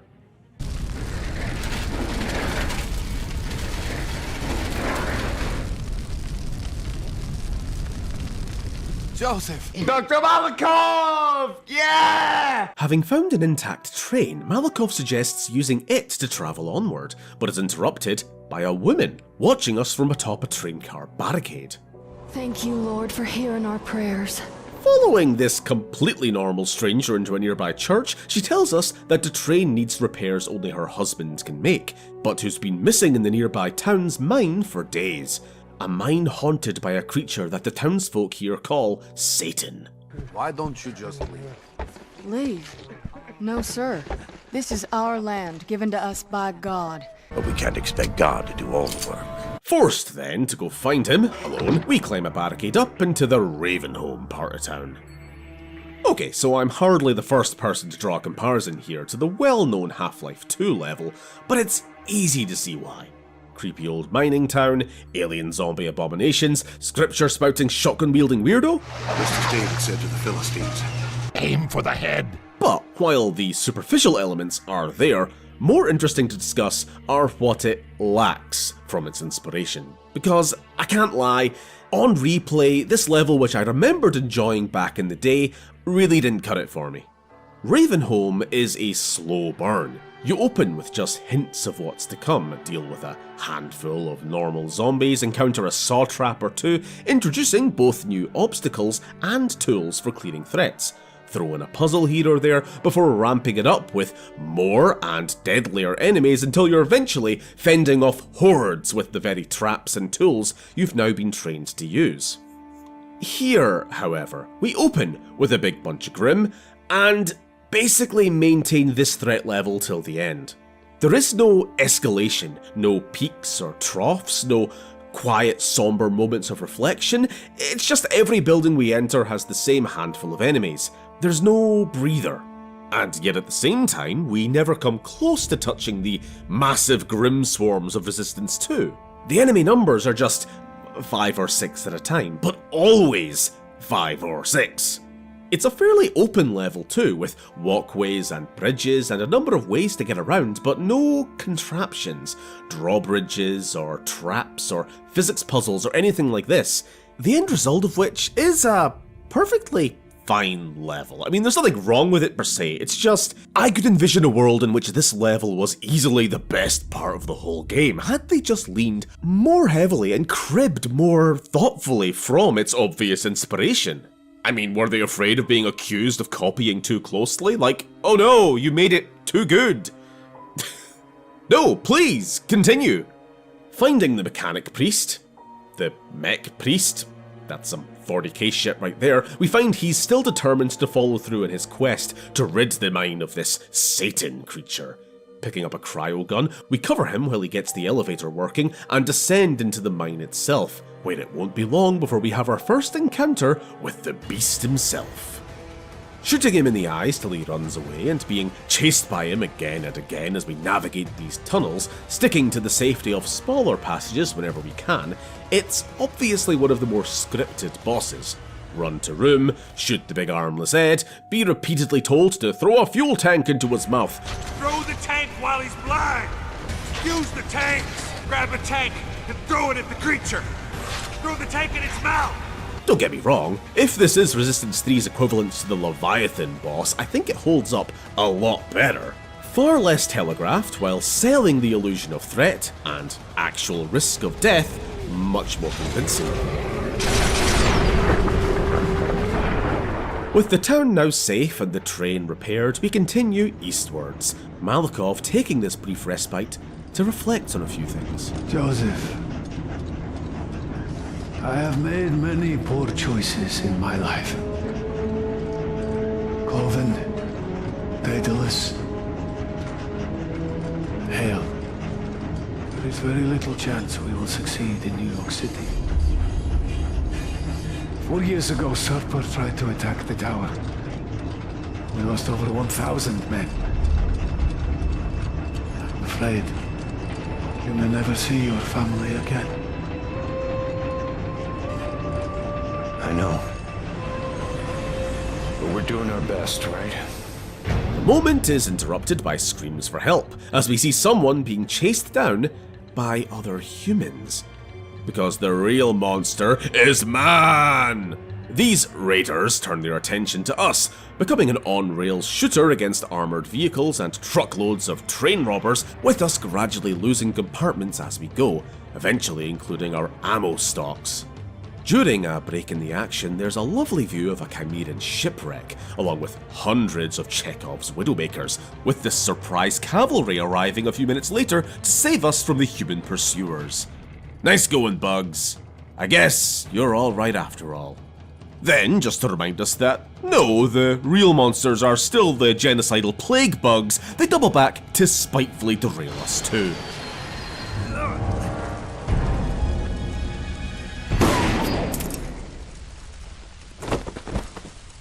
Joseph! Face Dr. Malakov! Behind you!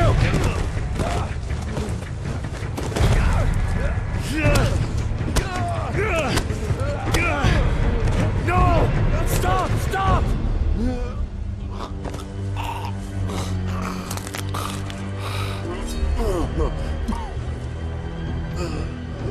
Wait! Wait! I'll give you whatever you want! No! Don't do it! God damn it, you son of a bitch! I'm warning you! I'll kill you! No! Don't!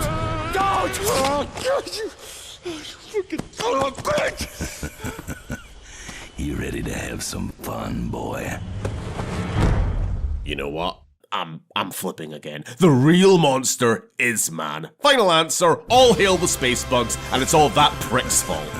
Dragged back to Gratterford Prison, home to this gang of former convicts, we're dumped along with other captures into an arena full of Grim, armed only with a sledgehammer for defense. Yeah, so we've gone full Lord of the Flies, Fallout 3 Raiders. Just put some gore bags around the joint and you're all set. Surviving the arena, we returned to a cell where we're visited by Herbert Sawicki, an educated man familiar with Dr. Malakov's work, but trapped working for Mick Cutter, leader of these so-called wardens. Seeing us as a chance to escape, he lets us in on his plan, requiring us to disable captured drones the wardens have scattered around the prison, unlocking our cell and handing us a weapon of his own making, the Mutator. Now, this is where the fun begins.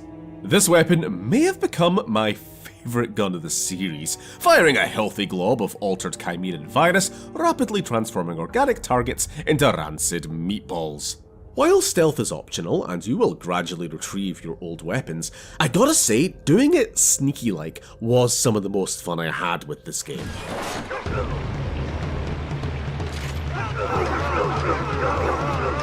As we go about Sawicki's plan disabling more and more drones, which it turns out have been wired to transmit a constant all-clear signal to the Chimera, Herbert's end goal becomes clear, as a bunch of fresh drones begin to investigate the prison, with a death squad or two no doubt to follow.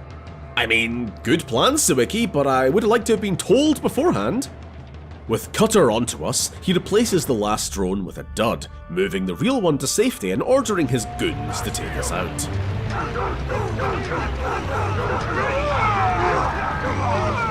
Escaping through grim-infested sewers, we re-emerge into the prison yard, where a battle between the wardens and Chimera has already begun. Carving a path through the chaos, we get jumped with a very light QuickTime sequence, ending with an explosive magnum round to the brain. Nice. With the prison overrun, Joe, Herbert and some other captives escape, parting ways as the compound burns to the ground.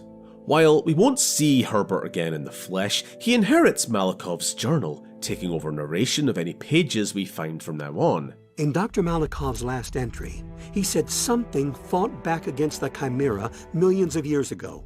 Caused them to leave Earth, retract their Now, towers. where do I know that voice from? A quick shove should do it. Good to see you. Sometime later, alone now, freezing and on foot, Joe finally arrives at New York City, stopping to take shelter at the now abandoned radio station we've been hearing throughout the game. With the equipment still barely operable, Joe takes this final opportunity to call home. Hello? My name is Joe Capelli. This message is from my wife, Susan. I made it. I'm in New York, close to the tower, I think. If I can make it there alive, I'll try and destroy it. But Malikov is dead. If he were here, I might have a chance. I did like you said. I tried my best. Wait a fucking second, that's... I love you. That's Robert Atkins! How does he keep sneaking in here without me noticing? Dude has become the singularity this entire series is collapsing into. Fuck! The fight through frozen New York is long and lonely. For the first time this game, we are truly without companionship. No Charlie, no Mech Priest, no Herbert, no Malikov. It's a stark tone difference to the previous endings in the series. No armies battling for the fate of the world.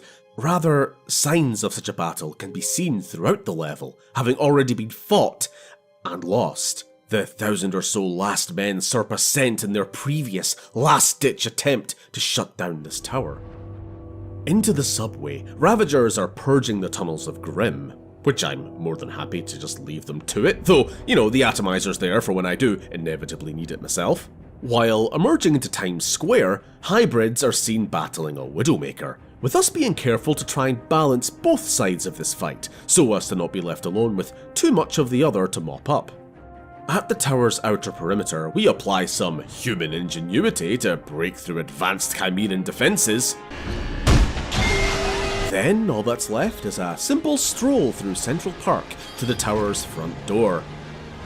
Honestly, I don't really see what all the fuss was about. Oh my god, is that a Goliath? Oh, Jesus, run! Just fucking leg it! Fuck! In a moment of absurd luck, a familiar voice calls out, as Charlie of the Remnants arrives to pull her ass out of the fire. How'd you find me? Heard you on the radio. I was surprised to hear you were still alive. But your wife never doubted it. Susan, is she? She's fine. So's Jack. She's the reason we're here. We're bringing you home, Joe. We can't go home. Not yet. You're never gonna get inside that tower. Just give it up, Joe. Spotting a terraformer in the distance, Joe comes up with a plan, telling Ellis, the pilot, to turn about and head for the enormous engine in the sky.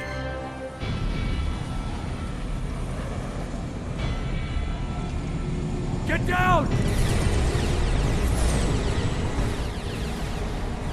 Jumping aboard first, and soon linking up with Charlie deeper in, we fight our way through, looking for any kind of control room or reactor. By now both you, I, and Joe know the routine. There's always a closed door, shield, or giant fan in the way, but nothing human ingenuity can't solve.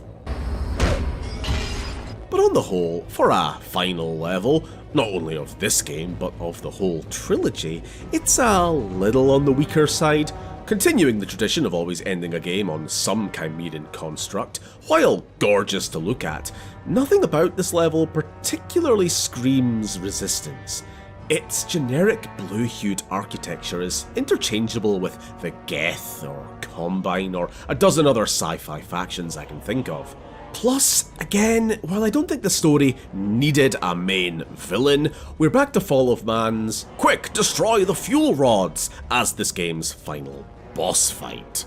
I personally remember back in 2011 really expecting to finally see a pure chimera at the end, you know, something unknown and terrifying emerging through that wormhole before it's closed, but nah. Now, maybe that would have ruined the mystique about them, but either way, we needed something more.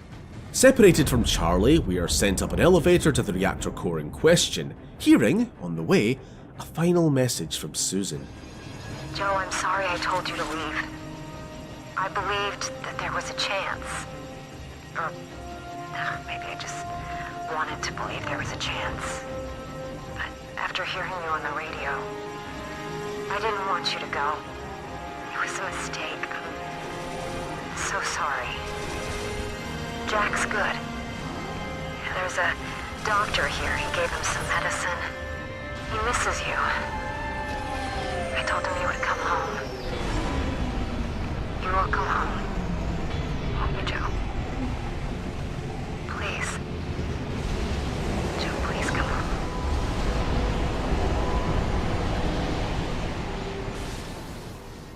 Saved once again in miraculous fashion, we escape just in time for the terraformer to collapse, taking the tower, wormhole, and the Chimera's hopes and dreams with it.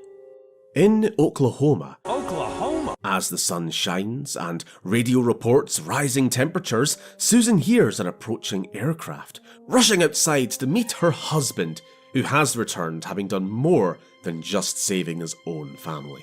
Daddy! Broadcasting from Spearfish, South Dakota. As the credits roll, radio chatter begins to seep in, reporting victories from fighters across the country. Then, in Ireland, France, Russia, dozens of voices now flooding in as resistance groups across the globe start rising up, pushing back, and finally winning. And that, ladies and gentlemen, was Resistance 3. I really like this game. So why the fuck am I only playing it for the second time now? Well, we'll get to that. The combat is at its smoothest and most satisfying, and the weapons by far at their most fun. The story is low-key simple and ultimately cliched, but very well told, with a clear direction and end goal, obvious stakes, a time limit, a character arc, a lowest point, all the basic literary shit that some other games kinda forgot to include. While, for all of my one-time disappointment at the lack of a clear conclusion, there was no grand American army invasion of the Chimeran homeworld or something, but I now feel it's a pretty satisfying, hopeful endnote to leave this story on. Throughout the credits, we see sketches of the growing resistance, of territory being reclaimed, of reconstruction, and memorials to the fallen, a clear indication that this was the turning point that eventually led to a final victory.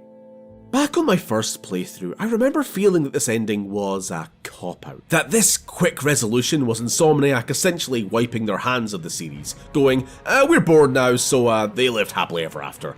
But taking into consideration every victory before now, collapsing their leadership, preventing their conversion process, disrupting their tower networks, this all-too-convenient ending was maybe more earned than I first gave it credit.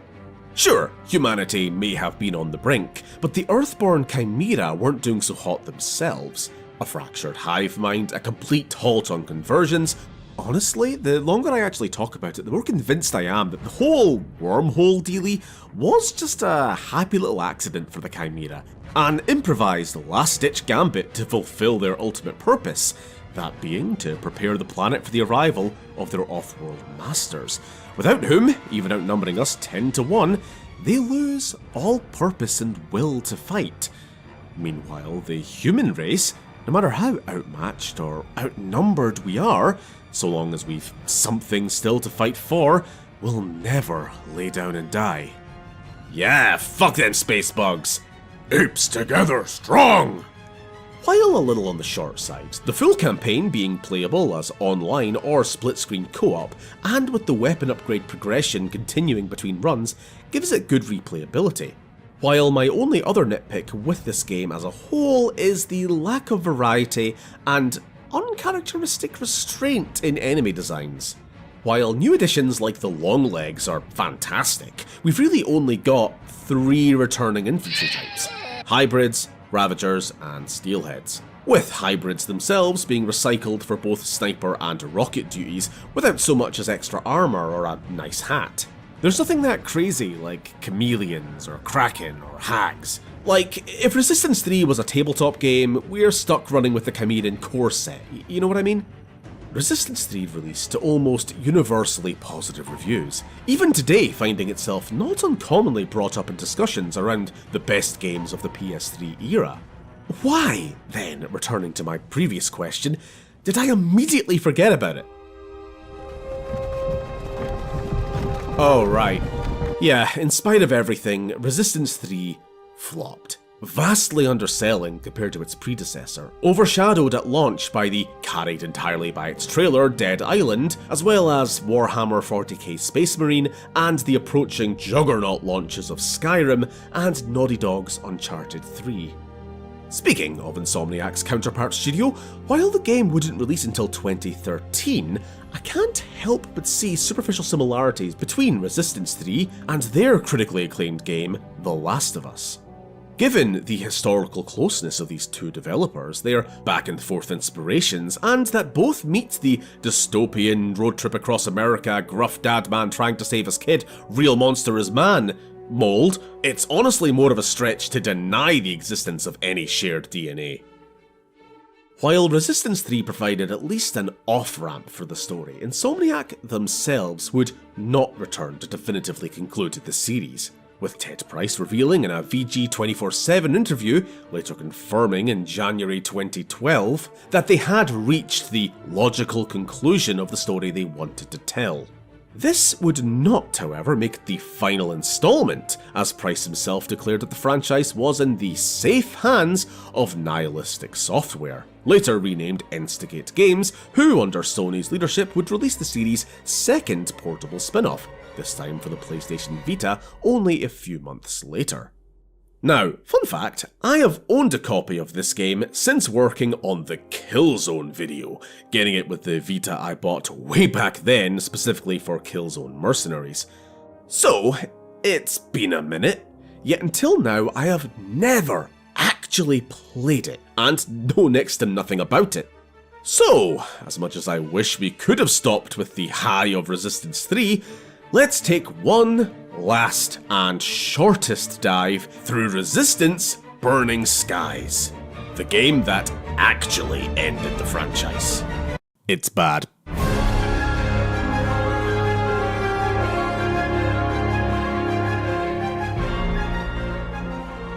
We open with an animated prologue, catching players up to the overall Resistance premise, but from the perspective of an as yet unnamed woman, part of some group snooping into what's really happening in Europe at a time before the Chimerian threat was known to the wider American public. After which we tune in to a seemingly normal day in the life of New York firefighter Tom Riley, August 14th, 1951, en route to a burning power plant on Staten Island. So this game's POV character being a civilian is honestly one of the more interesting things it actually does. You know, for all the difference it'll ultimately make to the bog standard military shooter gameplay, but as an initial premise, it's an interesting take on things. As we search this burning building for survivors, it's not long before things get alien-y, the source of the blaze being some long leg carrying drop pods. While adding the fire axe as this game's signature weapon, with the Vita touchscreen allowing for nice glory kills, the touchscreen will be a kind of forced gimmick throughout this game, somehow or other being integrated into every weapon we find, beginning with the bullseye, which, after an unskippable low-res demonstration video, has us having to physically tap the target on screen that we want to tag. Okay, like, interesting idea, but I sure hope these touchscreen gimmicks don't get incredibly tired later. Carrying one of our injured buddies through this blazing building to safety, we quickly discover that this bad day is only getting worse, as the streets turn into a war zone. Fighting our way through fleeing civilians, rescuing who we can, we come to a guy defending his bar with a napalm launching crossbow shotgun. You know, just as the Founding Fathers intended. Probably. Ripping it from his still warm hands, reloading with a diagonal touchscreen wipe, we carry onwards, toasting some hybrids along the way until... unskippable tutorial. I mean, I already figured out how to do all this 2 minutes ago, but thanks, I guess. Joining up with some suspiciously well-armed civilians, more than usual for America, fighting our way to reach the highway evacuation route, we follow their leader over a rooftop shortcut and immediately run into our wife and daughter. Well, that was convenient, but also, so there's a family dynamic at play in the story. Well, one of us is dead by the end of this, aren't we? With them fleeing to the Union City Protection Camp in New Jersey, we stay behind to help this militia holding the bridge. I'll say this, I'm unexpectedly endeared already towards our firebloke protagonist. Carrying his buddy through the flames, protecting civilians, seeing an alien eat a co-worker and having the immediate instinct to whack it with an axe. Keep it up, Riley. With the bridge secure, these militia members turn to the supplies aboard a military truck, but are accosted by a soldier with a very loudly telegraphed order from someone named Gorell to shoot anybody who dares try take what's on that truck. Don't let him! Nobody don't know how, you hear? Well, alright then, what might be aboard the struck that's so important, huh? The cube. Magical weapon upgrade holocrons. What? Remember Greytech? That one unresolved plot point which was the MacGuffin of the Resistance 2 co-op campaign and existed only to allude to some other advanced civilization who defeated the Chimera in the past? Yeah, this is where Burning Skies is going to go with that whole mystery. Weapon skill points. It's dumb. But more on that later, because for now, the highway collapses. We have to fight this dork, and a spire attack forces us to sprint to safety. Though completely missing the 1.5 second on-screen sprint tutorial, I briskly walk to safety, dying once when I tried to collect some more Greytech by walking over it, not knowing that's another touchscreen input. So, yeah. Now I have to admit, by this point in my playthrough, I am completely lost in the plot. I don't know what's going on, who these people are, what my relationship, if any, to them is, nor why I've been following this particular woman's commands without question for the past 15 minutes. Do we know each other? Are we neighbours? Do we go to the same conspiracy theory club? Is Riley just a naturally submissive person? I don't know. Well, now, a whole chapter later, we finally get some introductions. This is Ellie Martinez, prologue narrator and leader of the Minutemen. So obviously, another settlement needs our help. You know, in any other context, a group of armed anti-government conspiracy theorist preppers would be, at the very least, a cause for concern. But you know, I guess this just happens to be that broken clock timeline where having the alien reptile invasion government cover-up just be, you know, historical fact. At a naval dockyard in Bayonne, whatever. We're to assist the Colonel here in getting a battleship out of dock and back into combat, being ambushed during the briefing by steelheads and their matter-piercing augers, which of course means yet another unskippable video tutorial. Shortly followed by the discovery of yet another new weapon in the marksman rifle, which of course means yet another, you guessed it. Yes, I know I just admitted to missing the sprint tutorial entirely, but come on, there's got to be a happy middle between these two extremes somewhere. These are just so intrusive. And by the way, there's actually been a lot more of these videos than I've even been bringing your attention to. Like every time you pick up a new grenade or secondary ammunition type, oh, another video, time to completely intrude on the flow of the game. Stop having fun! You gotta pay attention to the presentation! As a dropship crashes into Ellie's position, we race to the wreckage. Oh my god. Ellie! Ellie, are you there?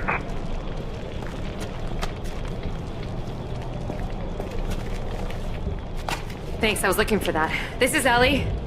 Okay, I actually did have a little chuckle at that. Riley gets another good moment in the base, stumbling onto soldiers trying to douse water on a magnesium fire and reminding us why he's the John Fireman, carrying the surviving trooper to safety.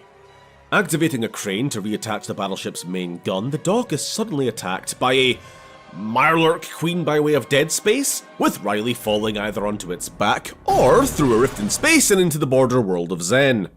Yeah, it's weird and gross here and not very Resistance. I don't like it. In a downright annoying segment with a mortar cannon, we're supposed to shoot these little meatball rounds in the half second they appear, causing them to explode within the firing chamber to destroy the cannon from the inside. Only, there's very little to indicate that the cannon is actually taking damage when you do this, unless you're really paying attention to the model, while, mind you, being shot at by endlessly respawning meat turrets. After two more of these mortar cannons, we are shaken off the back of this beast and onto the dock for a very basic giant head floating over platform boss fight shooting at giant glowing tonsils. With the ship back in action and clearing the skies, the Colonel grants us a VTOL, which I'm certain is how the military works.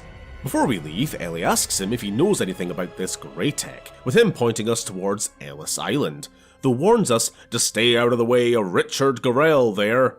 You damn kids. I'm a colonel, and I've never heard of the concept of OPSEC. Now, time to go post all my battle plans on social media. I think the game forgot its own premise. I am just a fireman, right? Taking a detour up the Hudson River, Ellie calls in an airstrike to prevent Chimera from crossing the George Washington Bridge. Again, because the military works like that. At the sight of a friendly craft crash landing into the target zone, however, Riley, continuing his heroic streak, rappels down to try and rescue any survivors before the bombers arrive. This leads us to probably the most visually interesting level, at least to me. The sight of warships over the city, sabers and Chimeran craft dogfighting above, some nice lighting, and the overall map design makes the most of its bridge setting. You know what, I'll say it, bridge levels. You know, if sewer levels are all the way down here, and, I don't know, like, fireworks factory levels are up here, then bridge levels, you know, they're up there. No, just me. Am I weird for finding it fun to climb along the underside of bridges in real life? Okay. Locating some survivors of the crash and winching them to safety, Ellie has a whinge about us being reckless, a maverick, when we are suddenly abandoned by our VTOL as the first bombers begin their approach. Looking for a way off this bridge, we finally meet this game's versions of the Grim. And, no, not a fan. Not a fan. Also, while glory kills leave you invulnerable for the animation's duration, it's very easy to just chain up Grim one after the other, becoming literally untouchable while allowing health regen to kick in. Yeah, by the way, we are back to regenerating health again for this one.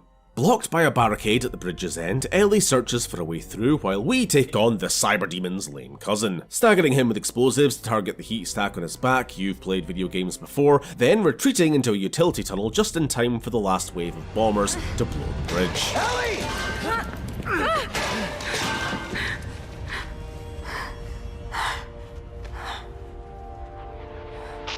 Checkmate 1-1 to Romer 6. What is your location? Ellie, answer me! Alright, he's married. Keep your pants on, lady. Yes, Roger, we're fine. Taking a boat to Ellis Island, it quickly becomes clear that the place is not what we thought it was, being used by Serpa to study Chimeran spires, which is really suspicious for ill-explained reasons in-game. Something about a little beacon box in the warhead which alerts the Chimera to something. Anyways, stuff's happening! Deeper onto the island base, we locate a vault with a survivor inside, finding him injured, leading to just a confusing sequence of events, honestly. The film. It's all in the film. The film? What film? I have to show you.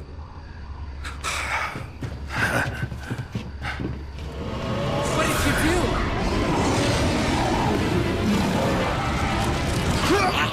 I don't know what's happening, but I'm glad to see Male Citizen 09 is still getting work.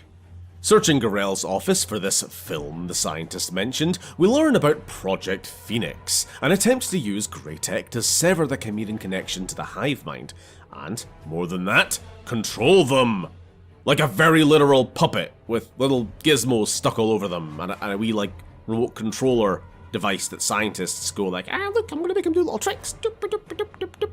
I can't really see the vision, Garel, if I'm being honest with you, mate. Anyway, the base begins to seal, and I'm forced to finally figure out the sprint button in order to escape, and we find a new weapon, holding the line with it while we wait for the elevator, and once again in the hall above, with Grims and gauzing scientists added to the mix. Again, I really don't get what the deal with the zombie men is, it's just really out of place. Outside, Ellie realises that Garel plans to somehow use the Union City Protection Camp refugees in his plan, which we're assuming is bad. So off to New Jersey, shooting through the shantytown outside the camp's guarded walls and into the gated town itself. We find our family, too late, being carted off by carriers. Yeah, long time no see. And, surprisingly, this is not actually against the lore. I know, I was shocked too, given this game so far, but no, the carriers, they're still around at this point. For a couple of weeks at least. Battling our way to the rooftop, past a Serpa trooper who tells us to get to the radio tower with the others, we find one of those spire beacons, deliberately activated to call carriers in. Obviously expecting comatose infected bodies, only to instead be grabbing conscious trapped refugees, having been herded up here by Garel's Serpa soldiers. Determined, obviously, to go after our family, but also to figure out what exactly is going on here, we hitch a very unpleasant looking ride all the way to an excavated tower nearby, being dropped into the meat room, where the Chimera keep all their meat. I guess. escaping into the meat tunnel and freeing John Meat from his meat cocoon. Meat. Anyway, you know we're at the end of the game when we're inside a Chimeran place, so combat is scaled up appropriately, with the addition of these glowing grey tech modules all over the tower, both as a hint to what Gorell is doing, and as a very effective explosive red barrel. We eventually find Natalie. Oh, the, wife. You know, whose name I didn't remember. Who I suppose is infected now, and asks us to kill her. With a fucking tap screen to euthanize prompt and everything. Right on the face. Tasteful. We reunite with Ellie, who's already found her daughter. Oh, great, you've met your new stepmom. What? Nothing. And also here finally realise what Gorell's been doing. Using those planted Greytech modules to control the tower itself, directing it to grow a Leviathan, one already infused with his puppeteering modules, a project requiring the sacrifice of thousands of humans to complete. Hey! What the? Back up! The fireman. I heard about you on the radio. I admire what you're doing. You don't have a clue what's going on. What the fuck is your problem, man? My problem? My problem? Wanna know what my problem is? You're turning humans into glue! I've seen entire nations massacred. We've sent aid, troops. Nothing has worked. Nothing. This is our only chance. We can use their own twisted forms against them.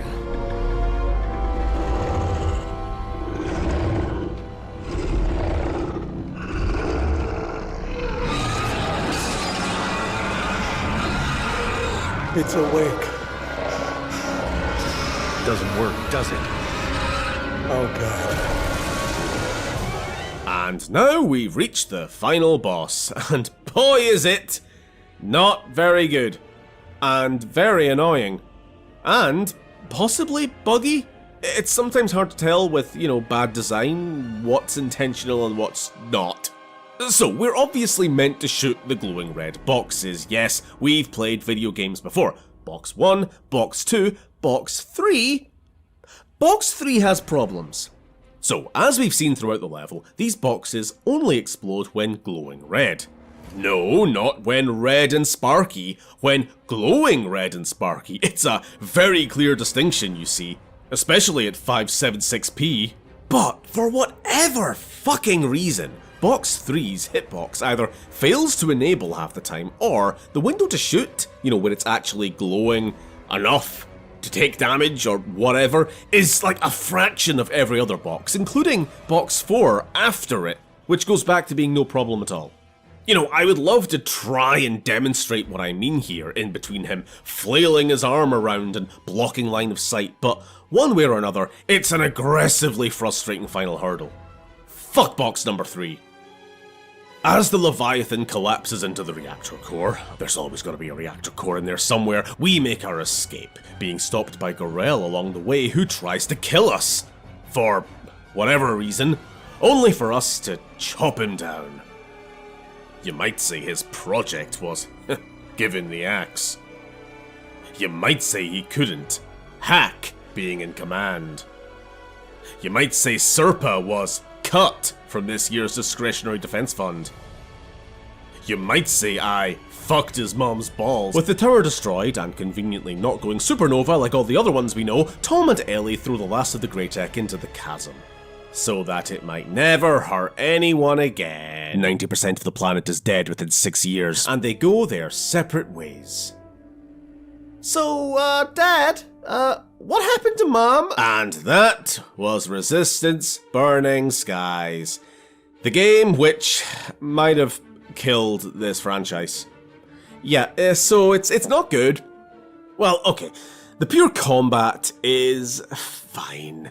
Especially considering this was the first full first-person shooter released on the Vita, and by extension, the first portable dual-analog FPS game ever.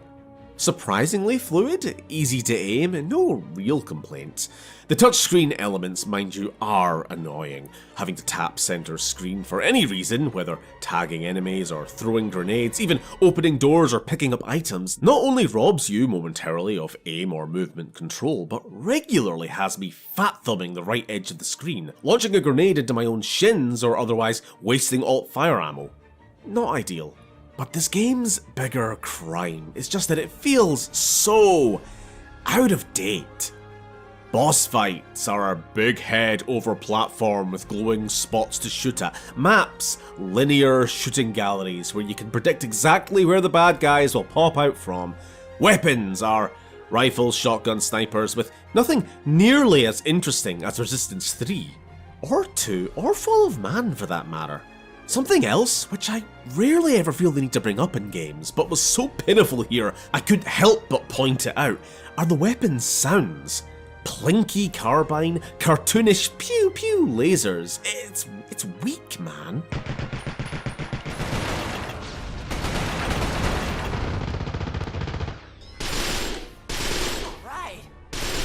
The usual staple enemy types here are derpy to look at in a way I can't entirely excuse on the hardware. Like, just go back to look at Killzone Mercenaries' excellent in-game models.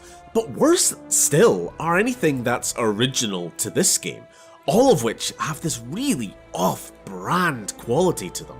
The Impaler, the Executioner, these just don't fit the established look of the series to me. More like something from Quake or Turok 3 came to mind. I mean, no shade to Turok 3, love that game, but just look at this. Okay, well, what about this story? While there may have been some nugget here that I liked, firemen stuck on the job during the worst emergency imaginable, it just doesn't have anything to say. It doesn't expand the universe in any way, like Retribution at least managed to, merely telling events we already knew of, in a way far blander than we would have just imagined ourselves. Previous games tell of whole cities falling to spire attack in a matter of hours. Resistance 2 showed San Francisco darkened beneath an armada of ships. Burning Skies, with ironically clear blue skies, shows the day of invasion as a dropship. And maybe 2, and that's about it until we get to like the bridge level 3 missions in. On that note, Burning Skies itself was not, according to leaked documents in 2021, the original working title of the game, going by Resistance Homefront, obviously attempting to reflect the more personal, man-defending hometown nature of the then conceptual game pitch.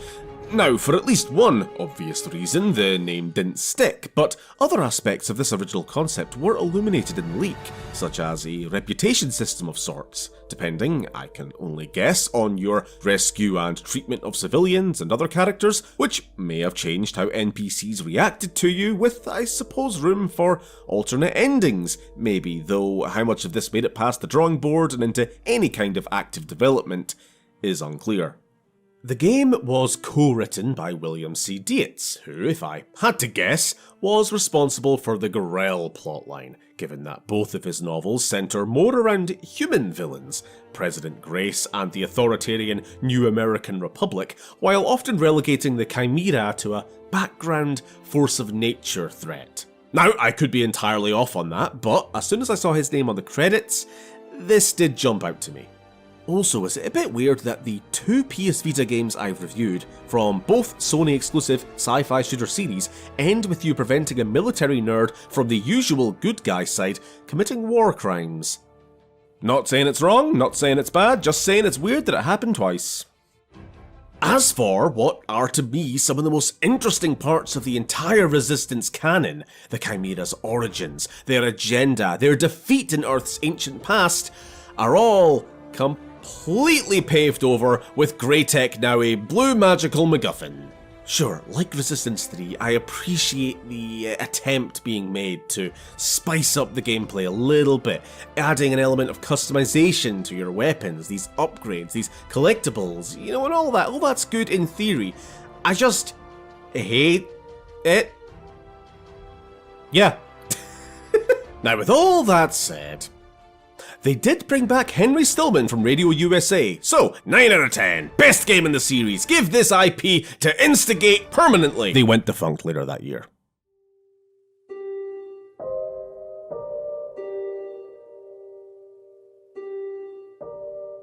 While I wish we could have ended on the high note of Resistance 3, or better yet, talk next about some breakout 8th generation sequel that rejuvenated the franchise, the truth is, Burning Skies was the final nail in the coffin for Resistance. While Ted Price stated back in 2012 that Insomniac were content to walk away, happy with their resolution in Resistance 3, an interview later that same year, as part of a wider IGN article on the studio, revealed a less amicable picture. We actually planned more reveals of the Chimera. We talked a lot about how to take the franchise further, but when it came to the weapons technology and what new Chimera creatures we create, and how we unveil more of the Chimera's story, there's a lot to potentially explore. What's more, a 2023 leak showed that they did, in fact, pitch a next-generation entry to Sony, only to be turned down, with perceived post-apocalypse fatigue and an oversaturation of similar games in the market at the time being the given reason, although the disappointing sales of Resistance 3 and Burning Skies' critical failure were no doubt a factor on Sony's mind.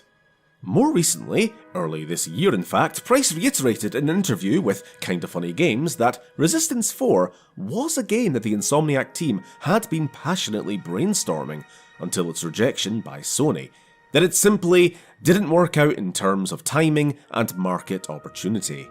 Now, this wasn't the first time the series had hit against the Sony wall either, with Resistance Retribution writer and Bend Studios creative director Jeff Ross pitching an open-world game set within the Resistance setting, in the vein of their game Days Gone, after failing to convince Sony in pursuing an outright sequel to the latter.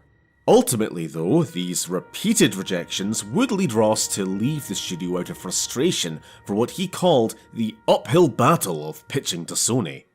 Of course, it might have also had something to do with the Days Gone co-lead John Garvin going on Twitter to blame their mixed reception on the wokes, so I don't know, skill issue. Insomniac would continue to release Ratchet games year on year through 2011, 12 and 13, as well as a new IP in the cooperative third-person shooter Fuse. And, meaning no disrespect, but if there's any indication as to that game's success, I for one am hearing about it for the first time this very moment. Nowadays, of course, besides Ratchet and Clank, if the name Insomniac means anything to anyone, it's for their take on the wallcrawler himself in the excellent 2018 Marvel's Spider-Man, its spin-off, sequel and upcoming Wolverine game of the same continuity. Another partnership with Sony, Sony's Insomniac's Marvel's Spider-Man 2018 would mark the end of an era for the studio. After long priding itself on its independence from major publishers, to the point of at one time considering the name The Resistance Incorporated, this resistance was ultimately quashed in August 2019, as they were made an official acquisition of Sony to the sum of $229 million. For our purposes, there's little point recounting every step in the studio's story beyond this point, which, for the time being at least, seems to be very much on the narrative-focused open-world treadmill, though in the studio's history of apparent trend-chasing I fear I've inadvertently pointed out, this one at least seems to be less of their own making, this whole genre, from Horizon to Spider-Man to Ghost of Tsushima, being Sony's bread and butter in recent years. In any case, we're left finally with the question, what, if any, was the legacy of Resistance? As PlayStation celebrated its 30th anniversary at the end of 2024, a 2-minute video titled Thank You took us on a look back through the history of its games. I expected nothing, mind you, especially after the first half of this video ogled entirely at God of Wars and Last of Us's and Spider-Man, but to my surprise, as the nostalgic beats kept coming in the latter half, Crash Bandicoot, Killzone, Bloodborne, yes, Resistance, mentioned. Brazil! Of course, it says a lot about the absolute state of a franchise when any mention at all, no matter how fleeting, is cause for celebration. That simple fact alone might actually put it well enough. PlayStation's other big celebratory haul of nostalgia came in the form of its pre-packaged PS5 game Astro's Playroom and its 2024 full game spin-off, sequel, whatever, Astrobot. Filled to the brim with fun callbacks and cosplaying bots of all our most beloved franchises and characters, you'd think that, surely, the launch title for the PlayStation 3 might get some representation, at least. Well, we may not have been among the 300 or so collectible characters, but what is there, easily missed, tucked in a corner behind a squad of Helghast, a Chimeran bot skull in an army helmet, calling back to that Fall of Man box art. It's not much, it ain't even really a little, but it's something. I guess. Now, I have to add, I think as fans of a game series, any game series, and if it wasn't obvious by this time into the video, I am a fan of this series, it's easy to feel slighted. You know, we can convince ourselves that our chosen game is being deliberately buried, the embarrassing cousin at the family gathering that the rest don't want to talk about, when the honest truth is, Resistance had a fine run. It had its day, but not every game is destined to be an all-timer. All I can hope for, whether through this video or re-releases on PSN or elsewhere, is for a little extra, deserved love and attention to be brought to this otherwise dormant IP. When all's said and done, Resistance was a pretty good series. Sure, it had its rough edges, but its fatal flaw, what it suffered from most of all, was a certain uncertainty. Uncertainty, indecision, and inconsistent vision. Certainly vision beyond what was immediately popular, or at least popular in the previous year or two. Uncertainty around being a realistic war game, action power fantasy, or gritty dystopia. Uncertainty about core mechanics, from health packs to weapon limits. Uncertainty on the game's identity, flip-flopping from classic shooter to contemporary competitive multiplayer. Uncertainty even as to our main protagonist. I mean, everyone knows John Halo, everyone knows Nathan Uncharted, everyone knows Gear of War, but Resistance? Constantly changing lead game to game? I don't know, something could be said for player investment in a character as much as a wider mythos or series brand. Now, of course, any franchise takes time to find its feet, to settle on an identity, and for what it's worth, while it may have borrowed from many sources, there really was nothing quite like Resistance out there, at least when it stuck close to its World War II with aliens core. It's just unfortunate that by the time it did arguably find its footing, the floor had already fallen out from under it. But speaking for myself, if by some cosmic intervention a Resistance 4 or the remastered Trilogy graces our video game player machines, perhaps in some bleak, distant future long after man has already fallen and can't get back up, rest assured, it'll have at least one very happy fan to welcome it back. Though I'm pretty sure I'd be far from alone. Wow, I did it. I actually finished the video. Huh. Guess that means awards! Damn it! With so many wacky, but kinda niche or gimmicky weapons, I admit I do tend to lean more towards something like the Bullseye or Augur as a fun but versatile staple. However, swooping in to take the disgusting toxic cake is Resistance 3's Mutator, standing out as a grossly memorable, overpowered highlight of that game, all while escaping the rifle shotgun sniper status quo. You're a hero, and you have to leave. While I didn't love his game, James Grayson was the breakout protagonist for me, carrying Retribution with his one-liners, over-the-top personality, and francophobia. More feral. Props to Resistance 3 Capelli too, I guess, as Grayson's grittier American remake with the edges sanded off. That's because I don't like you. Ah, jeez, you're gonna make me say it, aren't you? Alright, look, Nathan Hale kinda sucks. Sorry. I mean, come on, I barely remember anything about Fire Engine Man, but the dude was at least trying his best. Hale, meanwhile, had 2 main games to headline, and his biggest lasting impact was getting shot in the head. All right, I can see that I will have to teach you how to be villains. I mean, is there even a good one? Climate change, I guess.